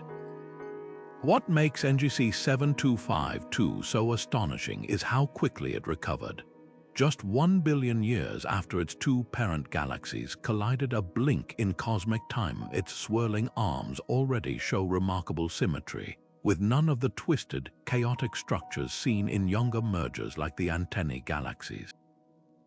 Even more surprising, its central black hole shows no signs of the violent feeding frenzies typical of post-merger quasars. Instead, it's quiet, as if the whole system found equilibrium far sooner than models suggested possible. This challenges the long-held assumption that all major mergers trigger eons of instability, suggesting some galaxies have built-in stabilizers we don't yet understand. The secret might lie in the collision's geometry. Unlike messy, off-center crashes that send shockwaves rippling through galaxies, NGC 7252's progenitors likely struck each other nearly head-on. This clean hit could have allowed their dark matter halos, the invisible scaffolding that makes up most of a galaxy's mass, to merge smoothly, preventing the prolonged gravitational chaos seen in other systems. Computer simulations show that when dark matter halos align just right during a collision, they act like cosmic shock absorbers, damping the turbulence and allowing stars to settle into orderly orbits faster. Yet there's another twist: the role of gas. While most starburst galaxies blaze with young stars after mergers, NGC 7252's star formation is oddly subdued. Instead of scattering gas clouds into star-forming frenzy, this collision seems to have pushed much of its gas into the outer regions, creating a faint but vast envelope where new stars form slowly and sparsely. Some astronomers speculate this, a gentle gas redistribution, might be key to peaceful mergers, preventing the intense bursts of star formation that typically disrupt galactic structure.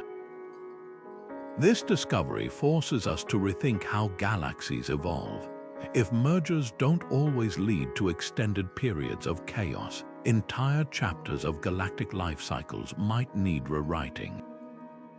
Quiet mergers could explain why some elliptical galaxies long thought to form only through violent collisions show surprisingly smooth, undisturbed stellar populations.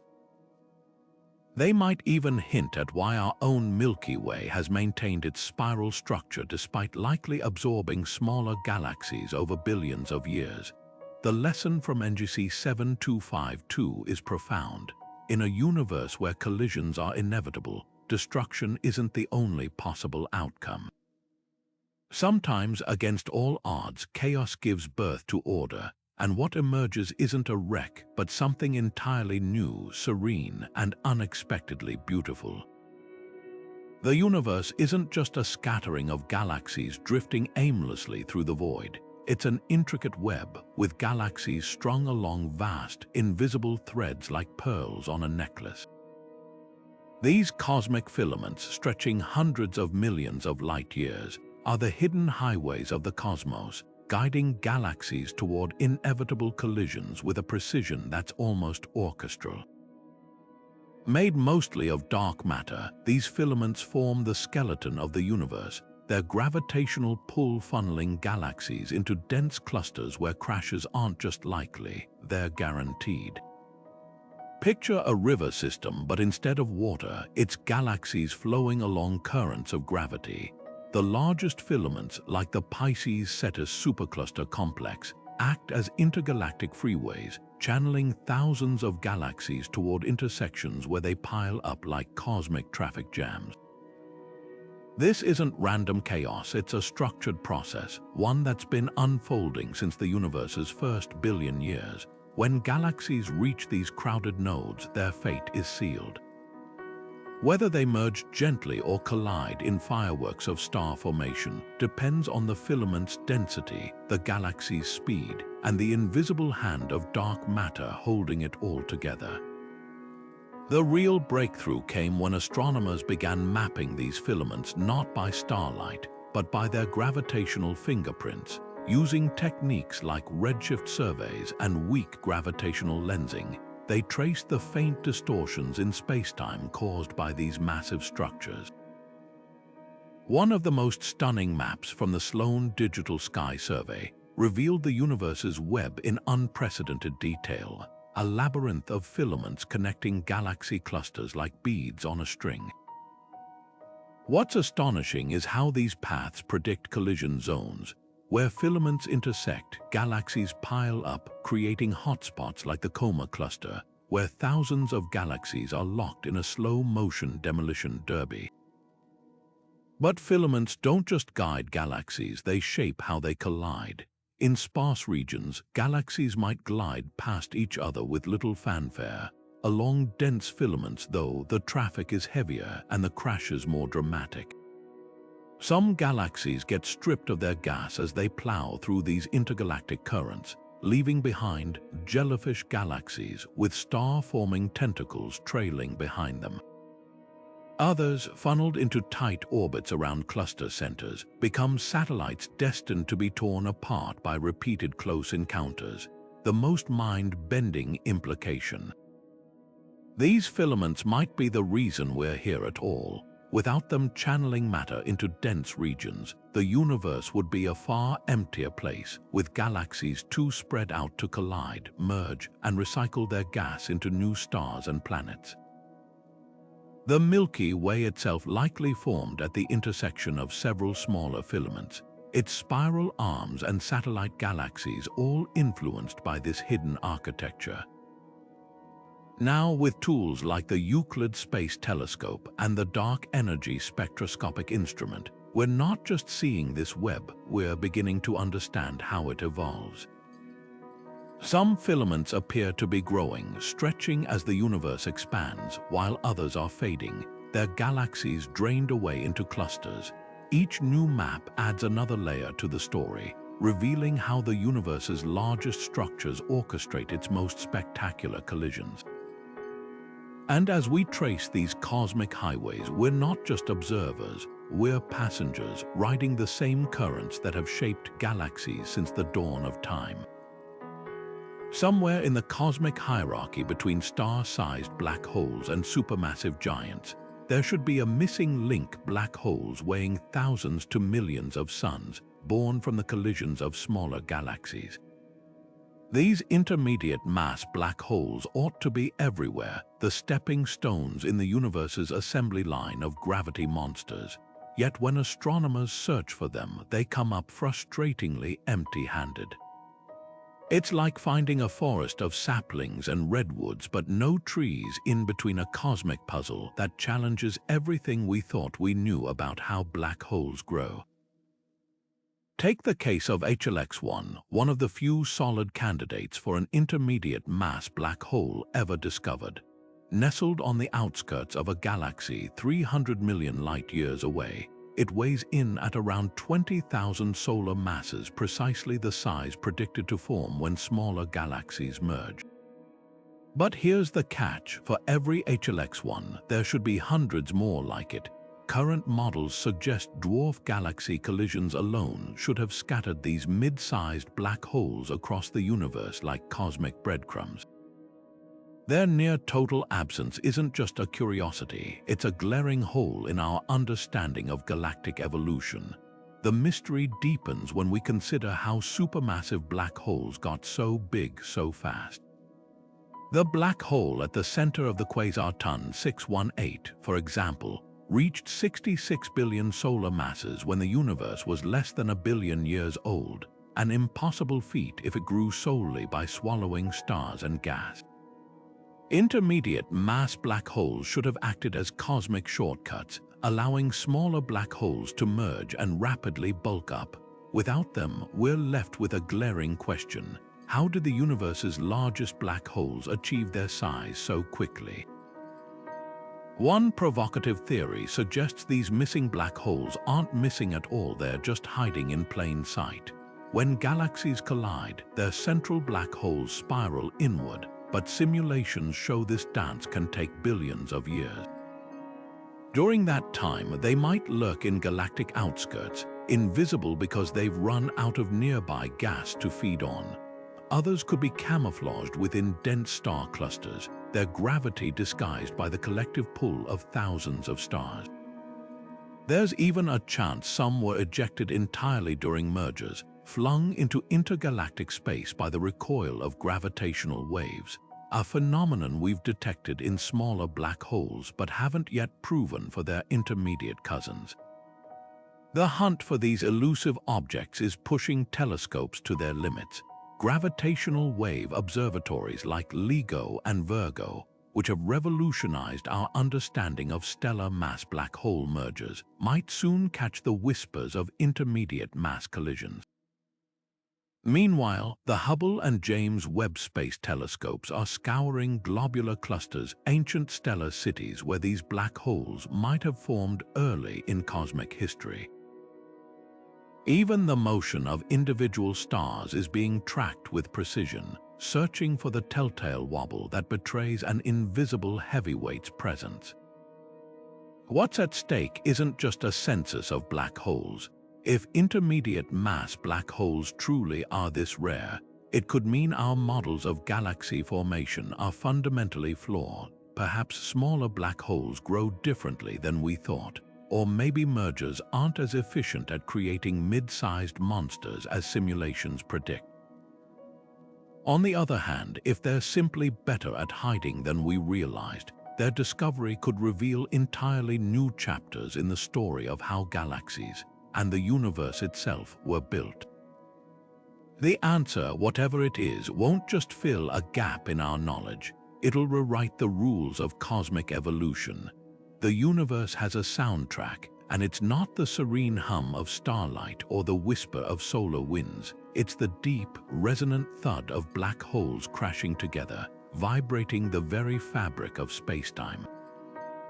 In 2015, scientists at LIGO, the Laser Interferometer Gravitational Wave Observatory, caught the first audible echo of such a collision. A fleeting chirp that lasted just 1/5 of a second. But in that fraction of a moment, humanity gained an entirely new sense, the ability to hear the cosmos. This wasn't just any sound. The signal, labeled GW150914, came from a pair of black holes 30 times heavier than our Sun, spiraling toward each other at half the speed of light before merging into a single, more massive monster. As they drew closer, their gravitational waves, ripples in spacetime predicted by Einstein a century earlier, rose in pitch and intensity, culminating in a final, explosive ring-down as the new black hole settled into its shape. Translated into sound waves, the event plays back as a quick, upward sweep, like a cosmic slide whistle blasted for an instant and then silenced. What's astonishing isn't just that we can listen to these events, but how much each chirp reveals.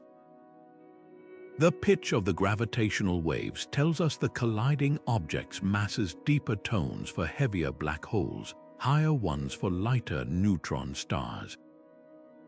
The duration of the signal hints at their distance, while subtle wobbles in the waveform expose their spins, like celestial fingerprints. Some collisions even produce harmonics, multiple tones overlapping in a gravitational chord that betrays the geometry of the merger. It's as if every black hole duo has its own distinct voice, singing its story into the void. The most mind-bending part, these waves aren't traveling through air like ordinary sound. They're distortions in spacetime itself, stretching and squeezing everything in their path, including the 4-kilometer-long arms of LIGO detectors. When a gravitational wave passes, one arm grows infinitesimally longer while the other shrinks, shifting laser beams by less than 1,000th the width of a proton. That this subtle twitch can be measured at all is a triumph of engineering, and it's rewriting astrophysics in real time. Already, LIGO and its European counterpart, Virgo, have catalogued dozens of these cosmic duets. One standout, GW170817, wasn't the deep boom of black holes but the brighter clang of neutron stars colliding, a crash so violent it forged gold and platinum in its wake. Others, like GW190521, defied expectations entirely, involving a black hole swallowing a neutron star, an event so rare scientists weren't sure they'd ever catch one. But the future promises an even richer symphony. Later this decade, the space-based LISA observatory will extend our hearing to lower frequencies, capturing the slow, drawn-out mergers of supermassive black holes, events that can last years instead of seconds. Meanwhile, pulsar timing arrays are listening for the gravitational wave background, the faint murmur of countless collisions across cosmic history. Together, they'll turn the universe into a concert hall, with every crash, merger, and explosion adding its note to the grand score. This isn't just about observing the cosmos differently. It's about experiencing it. For billions of years, these collisions played out in silence, their music unheard.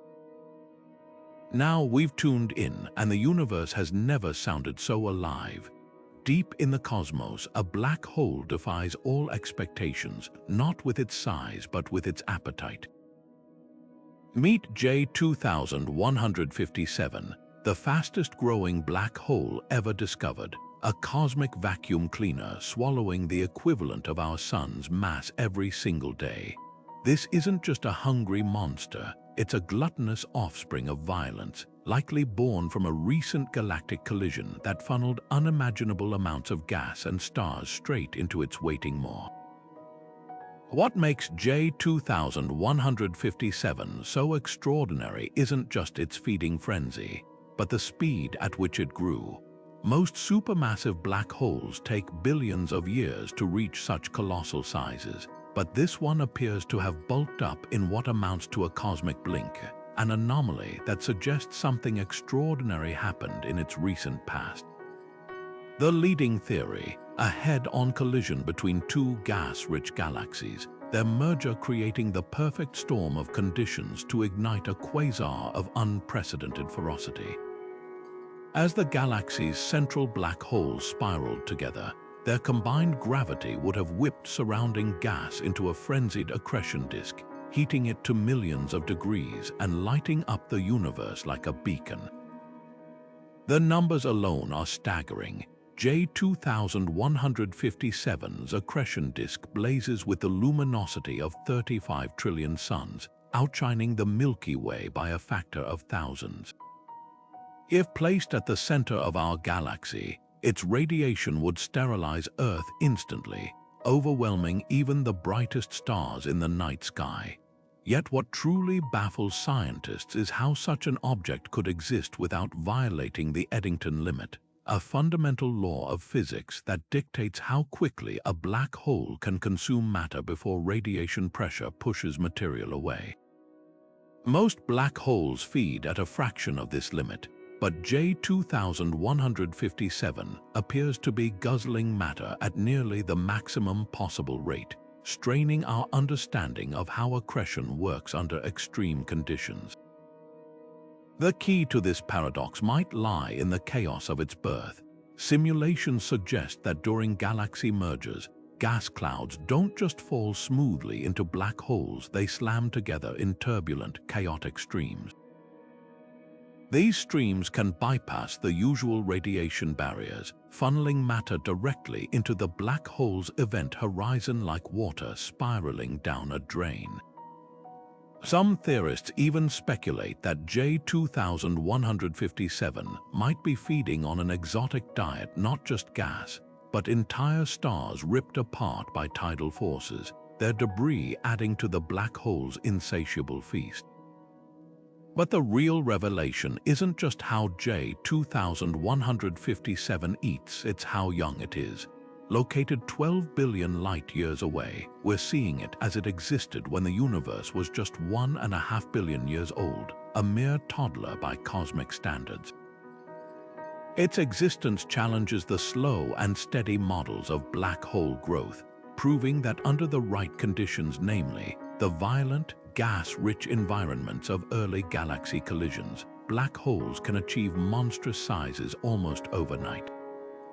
This discovery forces us to rethink the life cycles of the universe's most enigmatic objects. Far from being passive giants, black holes can be shaped and supercharged by the collisions around them. And with upcoming telescopes like the Extremely Large Telescope set to probe even deeper into the early universe, we're on the verge of finding more of these ravenous outliers, each one a clue to how the cosmos builds its most extreme structures. One thing's certain, in a universe where collisions are the norm, even the laws of physics can bend under the weight of sheer cosmic spectacle. Buried in the cosmic archives are galaxies that refuse to play by the rules, small, dense relics from the universe's toddler years that somehow avoided the demolition derby of collisions shaping everything around them. Astronomers call them red nuggets, and they're the closest thing we have to cosmic time capsules, preserving the conditions of the early universe in their compact, fiery cores. Unlike the sprawling spirals and massive ellipticals we see today, these ancient survivors are tiny by comparison, no larger than the Milky Way's central bulge, but pack just as many stars into a fraction of the space.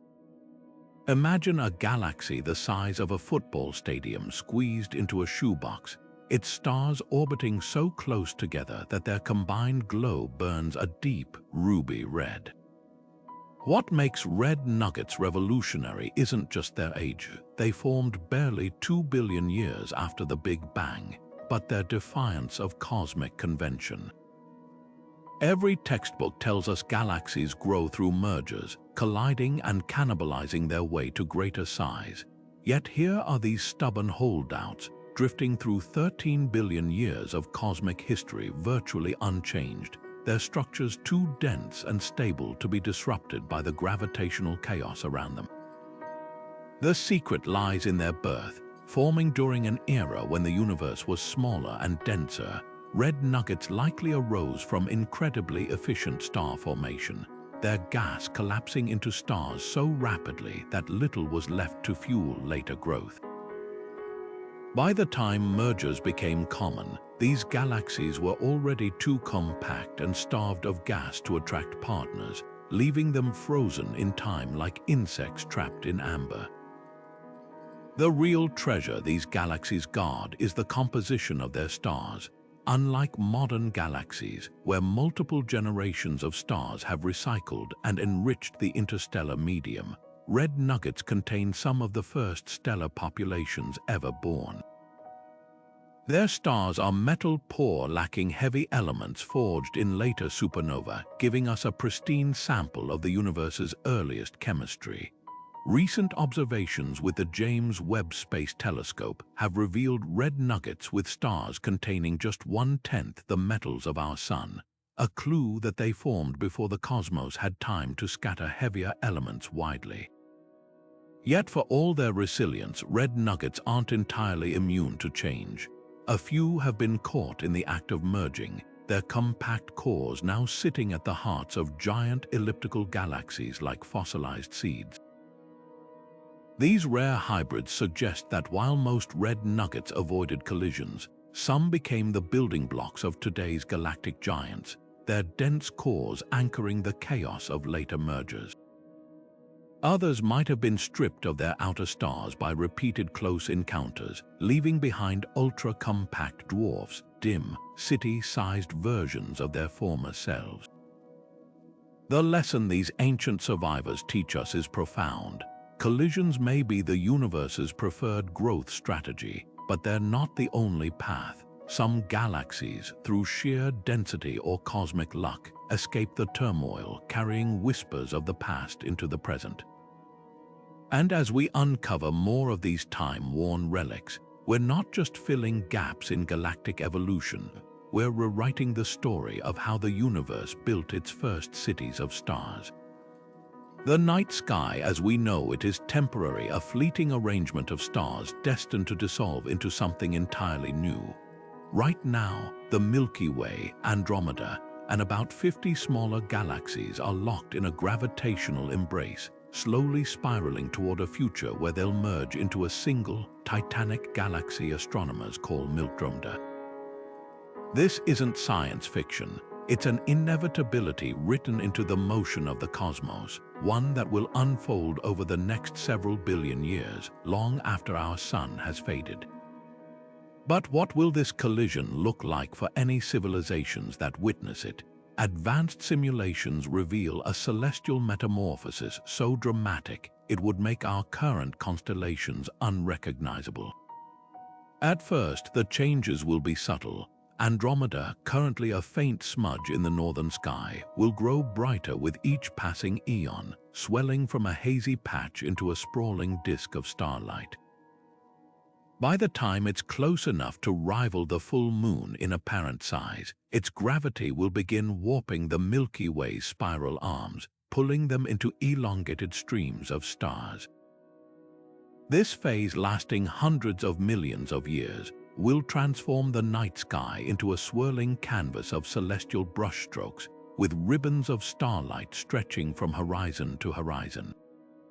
Any astronomers alive then won't just watch the collision unfold. They'll live inside it, surrounded by a sky that shifts noticeably within a single lifetime. The real spectacle begins when the galaxies' cores approach one another. As their supermassive black holes spiral inward, their gravitational dance will fling stars into chaotic new orbits, some ejected into intergalactic space while others are hurled toward the center. The galactic nuclei, normally hidden behind dust clouds, will blaze forth as colliding gas clouds ignite bursts of star formation so intense they outshine all other light in the sky. For a brief cosmic moment, a mere few 100 million years, Andromeda's heart will glow with the radiance of 100 billion suns, a beacon visible across the universe. Yet the most profound change might be what comes after. Once the merger completes, the chaos will settle into a smooth, elliptical galaxy, no more spiral arms, no more dusty lanes. The night sky will appear eerily uniform, with stars distributed evenly in all directions. Andromeda's distinctive disk and the Milky Way's band of light will be gone, replaced by a featureless glow stretching from horizon to horizon. Any civilizations emerging in this era will never know the sight of two distinct galaxies gracing their sky. To them, Andromeda will simply be the galaxy, its violent birth a chapter lost to deep time. What's astonishing isn't just the scale of this transformation, but how survivable it is. Despite the cosmic upheaval, the vast distances between stars mean solar systems like ours will likely endure unscathed. The real casualty will be the familiar sky, a reminder that even the grandest structures in the universe are fleeting, destined to collide, merge, and evolve into forms we can barely imagine. And in that inevitability lies a humbling truth. The cosmos doesn't just change around us, it changes us, reshaping not just galaxies, but the very stories future civilizations will tell about their place in the universe. Some galaxies are cosmic illusions appearing whole and complete, yet missing the very thing that should hold them together. Take NGC 1052DF2, a ghostly galaxy drifting through space with almost no trace of dark matter, the invisible glue that makes up 85% of the universe's mass. This discovery sent shockwaves through astrophysics because, according to everything we know, galaxies like this shouldn't exist. Dark matter isn't just a minor ingredient, it's the cosmic scaffolding that allows galaxies to form in the first place. Without it, the gravity from visible stars alone wouldn't be enough to prevent their gas and stars from flying apart. Yet here's NGC 1052DF2, serene and stable, defying the rules. The mystery deepens when we consider how this galaxy likely formed. Most astronomers agree it's the product of a past collision, a smaller galaxy that was stripped bare by a larger neighbor's gravitational tides. But here's the twist: when galaxies collide, their dark matter halos are usually the last thing to go. Unlike stars and gas, which slam together and heat up, dark matter's lack of interaction means it should pass through unscathed, remaining as a gravitational anchor. So where did NGC 1052DF2's dark matter disappear to? One provocative theory suggests it never had much to begin with, that this galaxy formed in a rare pocket of the universe where dark matter was oddly scarce. Another idea posits that a high-speed collision could have ripped both stars and dark matter away in one violent encounter, leaving behind a celestial husk. But the plot thickens with the discovery of other dark matter-deficient galaxies, like NGC 1052DF4 and DF44. These outliers cluster near the NGC 1052 group, hinting that their environment plays a role. Perhaps repeated encounters with massive neighbors have systematically stripped them, like trees losing leaves in a storm. Or maybe they're the remnants of a different formation process altogether. Galaxies born from gas expelled during ancient, violent quasar outbursts, never accumulating much dark matter in the first place. What's truly revolutionary isn't just the existence of these phantom galaxies, but what they reveal about dark matter's nature. If dark matter can be separated from visible matter so completely, it might interact with forces beyond gravity in ways we've yet to detect. Some theorists even speculate these oddballs could be evidence of dark sector physics, a hidden realm where dark particles collide, repel, or decay under rules entirely alien to our own. Every dark matter-poor galaxy we find is a crack in the facade of our models, an invitation to rethink the invisible machinery shaping the cosmos. Yet for all their defiance, these galaxies also offer a strange kind of reassurance. Their very existence proves the universe is more inventive than our theories, capable of building structures in ways we're only beginning to glimpse. They're not just cosmic anomalies, they're messengers, challenging us to look deeper, question harder, and admit that even the most fundamental truths might still hold surprises. And as telescopes like the Vera Rubin Observatory scan the skies for more of these dark matter ghosts, one thing becomes clear: the story of how galaxies collide and what they leave behind is far from finished. The Milky Way isn't just a galaxy, it's a graveyard, haunted by the ghosts of smaller galaxies it devoured over billions of years. These ghosts don't lurk in shadows. They stretch across the night sky as shimmering rivers of stars, faint but unmistakable. Astronomers call them stellar streams, and they're the cosmic equivalent of fossilized footprints, preserving the trajectories of ancient collisions long after the events themselves have faded into history. Take the Sagittarius stream, perhaps the most famous of these relics. What was once a dwarf galaxy, a collection of hundreds of millions of stars, is now a glittering ribbon wrapping around the Milky Way, torn apart by our galaxy's relentless gravity.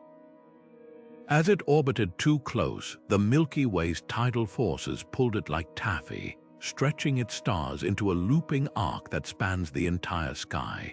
The stars in this stream aren't random, they move in unison, a celestial chorus singing the same orbital song, their chemistry distinct from the Milky Way's native stars.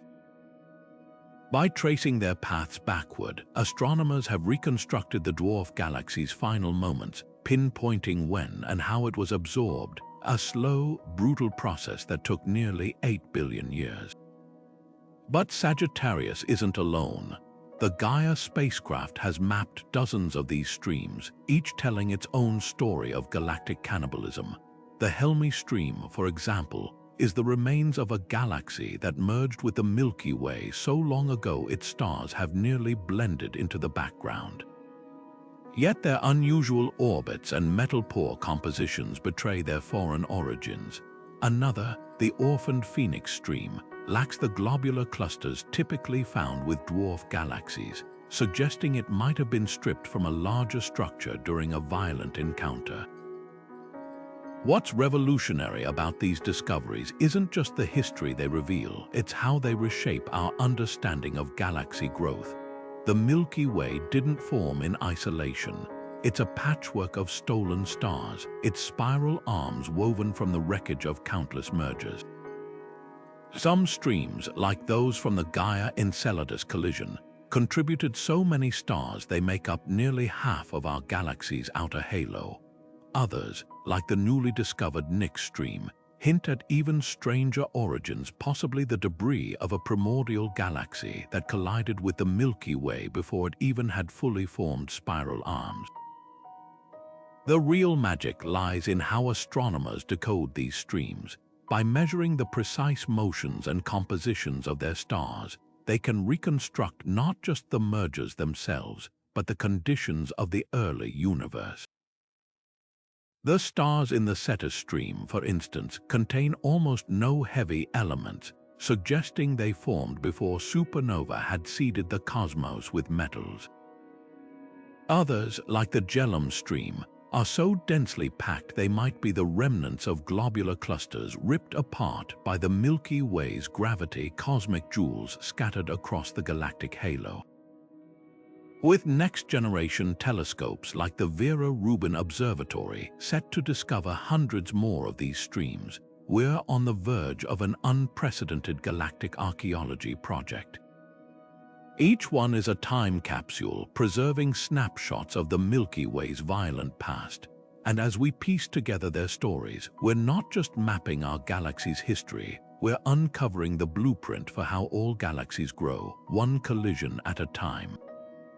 The universe has a way of making even the most violent events feel almost graceful, and nowhere is this more apparent than in the slow-motion spectacle of galactic collisions. When we imagine two galaxies merging, it's easy to picture stars smashing together like cars in a cosmic pileup, but the reality is far more elegant. The distances between stars are so vast that even in the densest galactic cores, direct collisions are almost unheard of.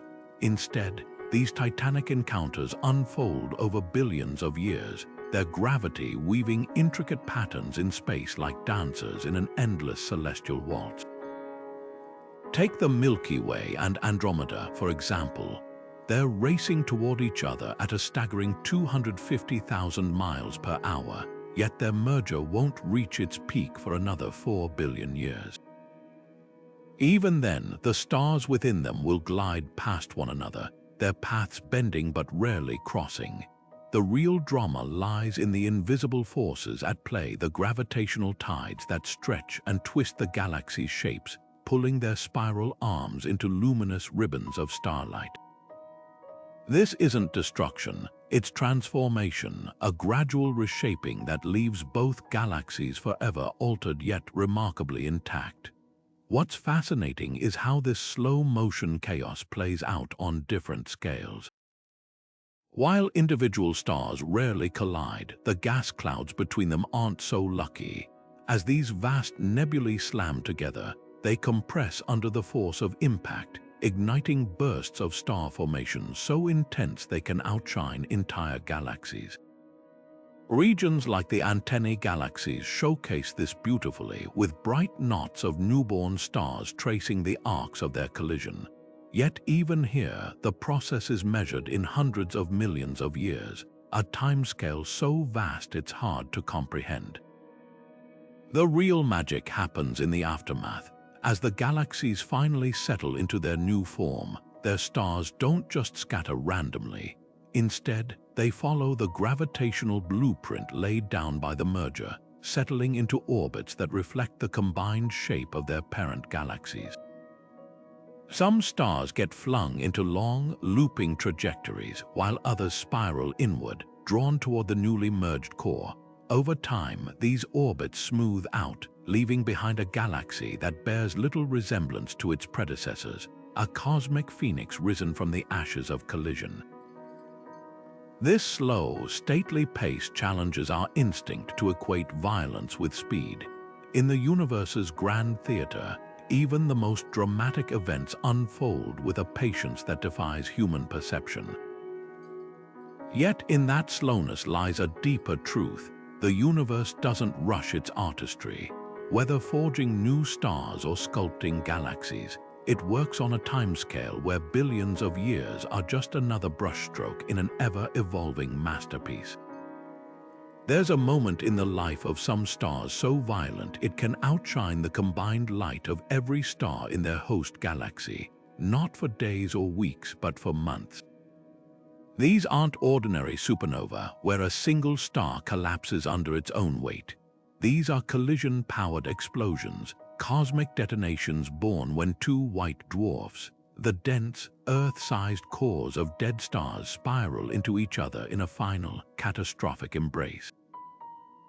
The result is a type of explosion so staggeringly bright and consistent that astronomers use it as a cosmic yardstick, measuring the vast distances of the universe itself. The mechanics of these collisions are as precise as they are violent. White dwarfs are the universe's ultimate time bombs, packing the mass of a sun into a volume no larger than Earth. When two orbit each other too closely, their mutual gravity emits ripples in space-time gravitational waves that slowly sap their energy, drawing them closer over billions of years. Eventually, they collide, not with a messy splatter, but a runaway thermonuclear explosion so powerful it incinerates both stars entirely, leaving behind no black hole or neutron star, just an expanding fireball of heavy elements and light. What makes these explosions so valuable to science isn't just their brightness, but their predictability. Unlike other supernovae, which vary in intensity, these collisions, classified as Type Ia supernova, always peak at nearly the same intrinsic brightness. This consistency turns them into standard candles, celestial beacons that allow astronomers to gauge distances across the cosmos. By comparing how bright the explosion appears from Earth to how bright it should be, scientists can calculate exactly how far away it is, piece by piece, mapping the universe's expansion with unprecedented precision. The real breakthrough came in the late 1990s when observations of distant Type Ia supernova revealed something startling. The universe wasn't just expanding, it was accelerating.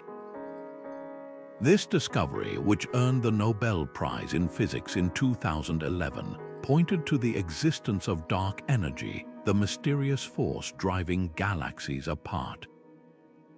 Without the consistent light of these collision-powered explosions, we might never have uncovered one of cosmology's greatest mysteries. Yet these supernovae aren't just measuring tapes, they're cosmic forges. The violence of their explosions scatters elements like iron, silicon, and nickel across interstellar space, seeding future generations of stars and planets. The iron in your blood, the calcium in your bones, even the gold in your jewelry likely owe their existence to similar cataclysms that occurred billions of years ago. In a very real sense, we're made from the ashes of dead stars that chose to go out not with a whimper, but with a bang so brilliant it helped us measure the universe itself. What's even more astonishing is how rare these events are. In a galaxy the size of the Milky Way, a Type Ia supernova might occur only once or twice every century. Yet when they do, they become temporary landmarks, visible even in broad daylight for weeks. The last one seen in our galaxy was Kepler's supernova in 1604, so bright it outshone every star in the night sky. The next could happen tomorrow or 100 years from now, but whenever it comes, it won't just be a spectacle. It'll be a cosmic signpost helping us navigate the vast, expanding darkness. At the heart of nearly every galaxy lurks a gravitational monster, but some defy logic, growing so large they challenge our understanding of cosmic physics. These ultra-massive black holes, some weighing in at over 60 billion suns, shouldn't exist under standard models of growth, even feeding continuously at maximum efficiency for the entire age of the universe. They couldn't have reached such staggering sizes. Yet there they are, behemoths like Ton 618, blazing from the early cosmos with a mass that defies explanation. The answer to this paradox might lie not in steady nibbling, but in the chaotic feasts provided by galactic collisions. When galaxies merge, it's not just stars and gas that collide. Their central black holes are drawn together in a gravitational dance, eventually merging into a single, more massive predator. But the real growth spurt happens earlier as the galaxies spiral toward each other. Their mutual gravity funnels vast rivers of gas toward the center, creating a smorgasbord for the waiting black holes. Simulations show these chaotic inflows can temporarily exceed the Eddington limit, the theoretical maximum rate a black hole can normally consume matter, allowing for periods of hypergrowth. It's like trying to drink from a fire hose. The black hole gorges on more material than it can sustainably handle, bulking up rapidly before the excess is blown away by radiation pressure. The smoking gun for this theory lies in quasars, the intensely bright cores of galaxies where supermassive black holes are actively feeding.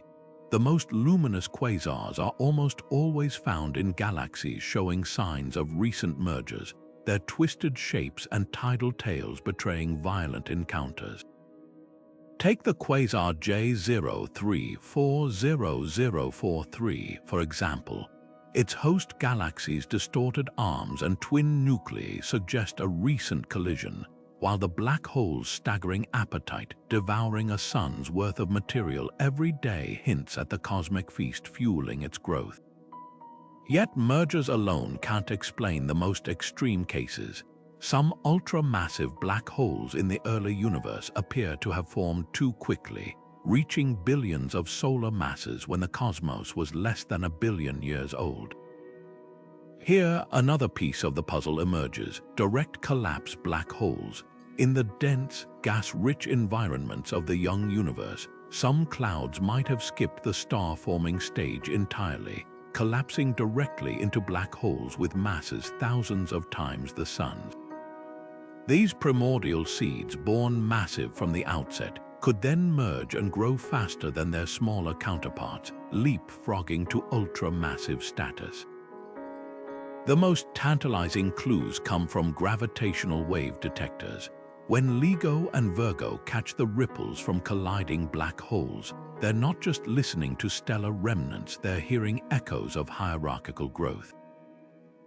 Some detected mergers involve black holes in the upper mass gap, too heavy to form from collapsing stars but possibly built up through earlier mergers. If this pattern holds, it would confirm that black holes grow not just by eating, but by cannibalizing each other in a cosmic chain reaction. What's humbling is realizing these monsters aren't exceptions, they're milestones in a continuum. From the first tiny seeds to the universe's most massive singularities, black holes grow through a combination of mergers and accretion, their histories written in the scars of galactic collisions. And as we peer deeper into the cosmos with tools like the James Webb Space Telescope, we're not just solving a puzzle, we're uncovering the violent, messy process that built the universe's most extreme objects. Imagine a universe where galaxies huddle together like city dwellers, leaving behind vast, empty expanses, cosmic deserts stretching hundreds of millions of light years with barely a star in sight. These are the voids, the universe's silent majority, where collisions are so rare that galaxies evolve in near isolation.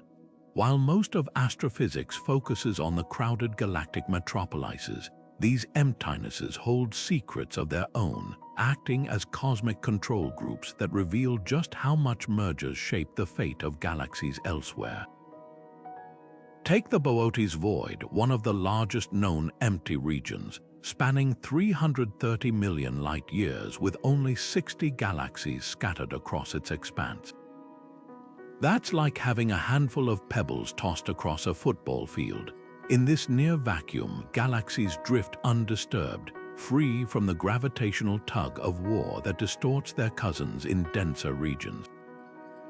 The result, they're frozen in time, small, faint, and remarkably unevolved. Many are quenched, their star formation snuffed out not by violence but by isolation. Without mergers to funnel fresh gas into their cores or stir up dormant reservoirs, they've burned through their fuel and faded quietly into the cosmic background. Yet voids aren't entirely lifeless. The few galaxies that do reside there often tell strange stories. Some, like the void galaxy MCG plus 010201, are bizarrely rich in gas yet produce few stars, defying the usual rules of stellar birth. Others show signs of past collisions so ancient they predate the void itself, ghostly mergers from an era when these regions were less empty. These outliers hint that even the loneliest galaxies might have violent histories, their quiet present masking turbulent origins. What makes voids revolutionary isn't just their emptiness, but the contrast they provide. By comparing void galaxies to those in crowded clusters, astronomers can isolate the effects of mergers like a scientist running a controlled experiment. Cluster galaxies, constantly jostled by neighbors, are often misshapen ellipticals with active black holes. Void galaxies, left to their own devices, tend to be petite spirals with dormant cores. The difference is stark. Collisions don't just alter galaxies, they fundamentally determine their life trajectories, the most tantalizing possibility. Voids might be hiding relics of the universe's infancy. Simulations suggest some of these regions were never dense to begin with, their underdensity stretching back to primordial fluctuations in the Big Bang's aftermath. If true, their galaxies could preserve traits lost in the merger-driven frenzy elsewhere, an untouched sample of the universe's original galactic recipe. Future telescopes like the Nancy Grace Roman Space Telescope aim to scour these deserts for such time capsules, hunting for undisturbed clues to how galaxies looked before collisions rewrote the rules. Yet even voids aren't eternal.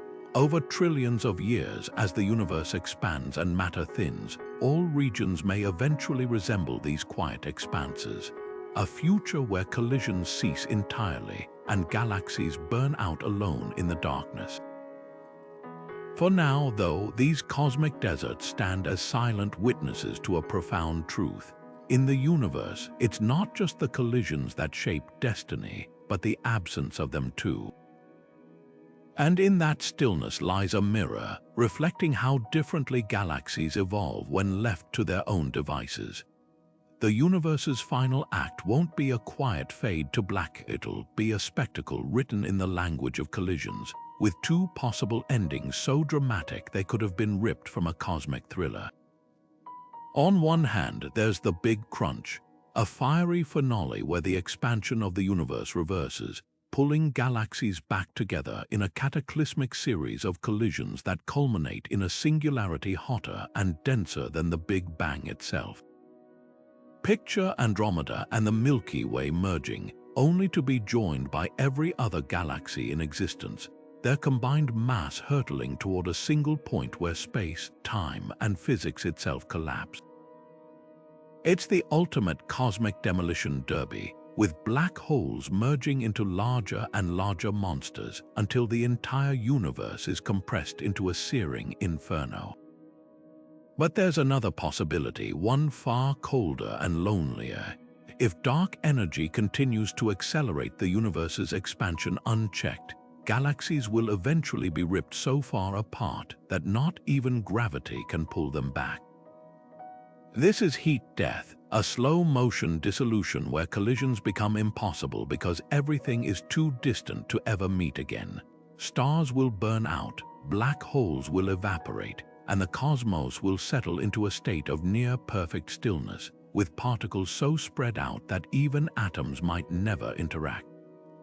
In this scenario, the last meaningful collision could be the final merger of two black holes, their gravitational wave, chirp, echoing into an otherwise silent void, a farewell note from an era when the universe was still alive with motion.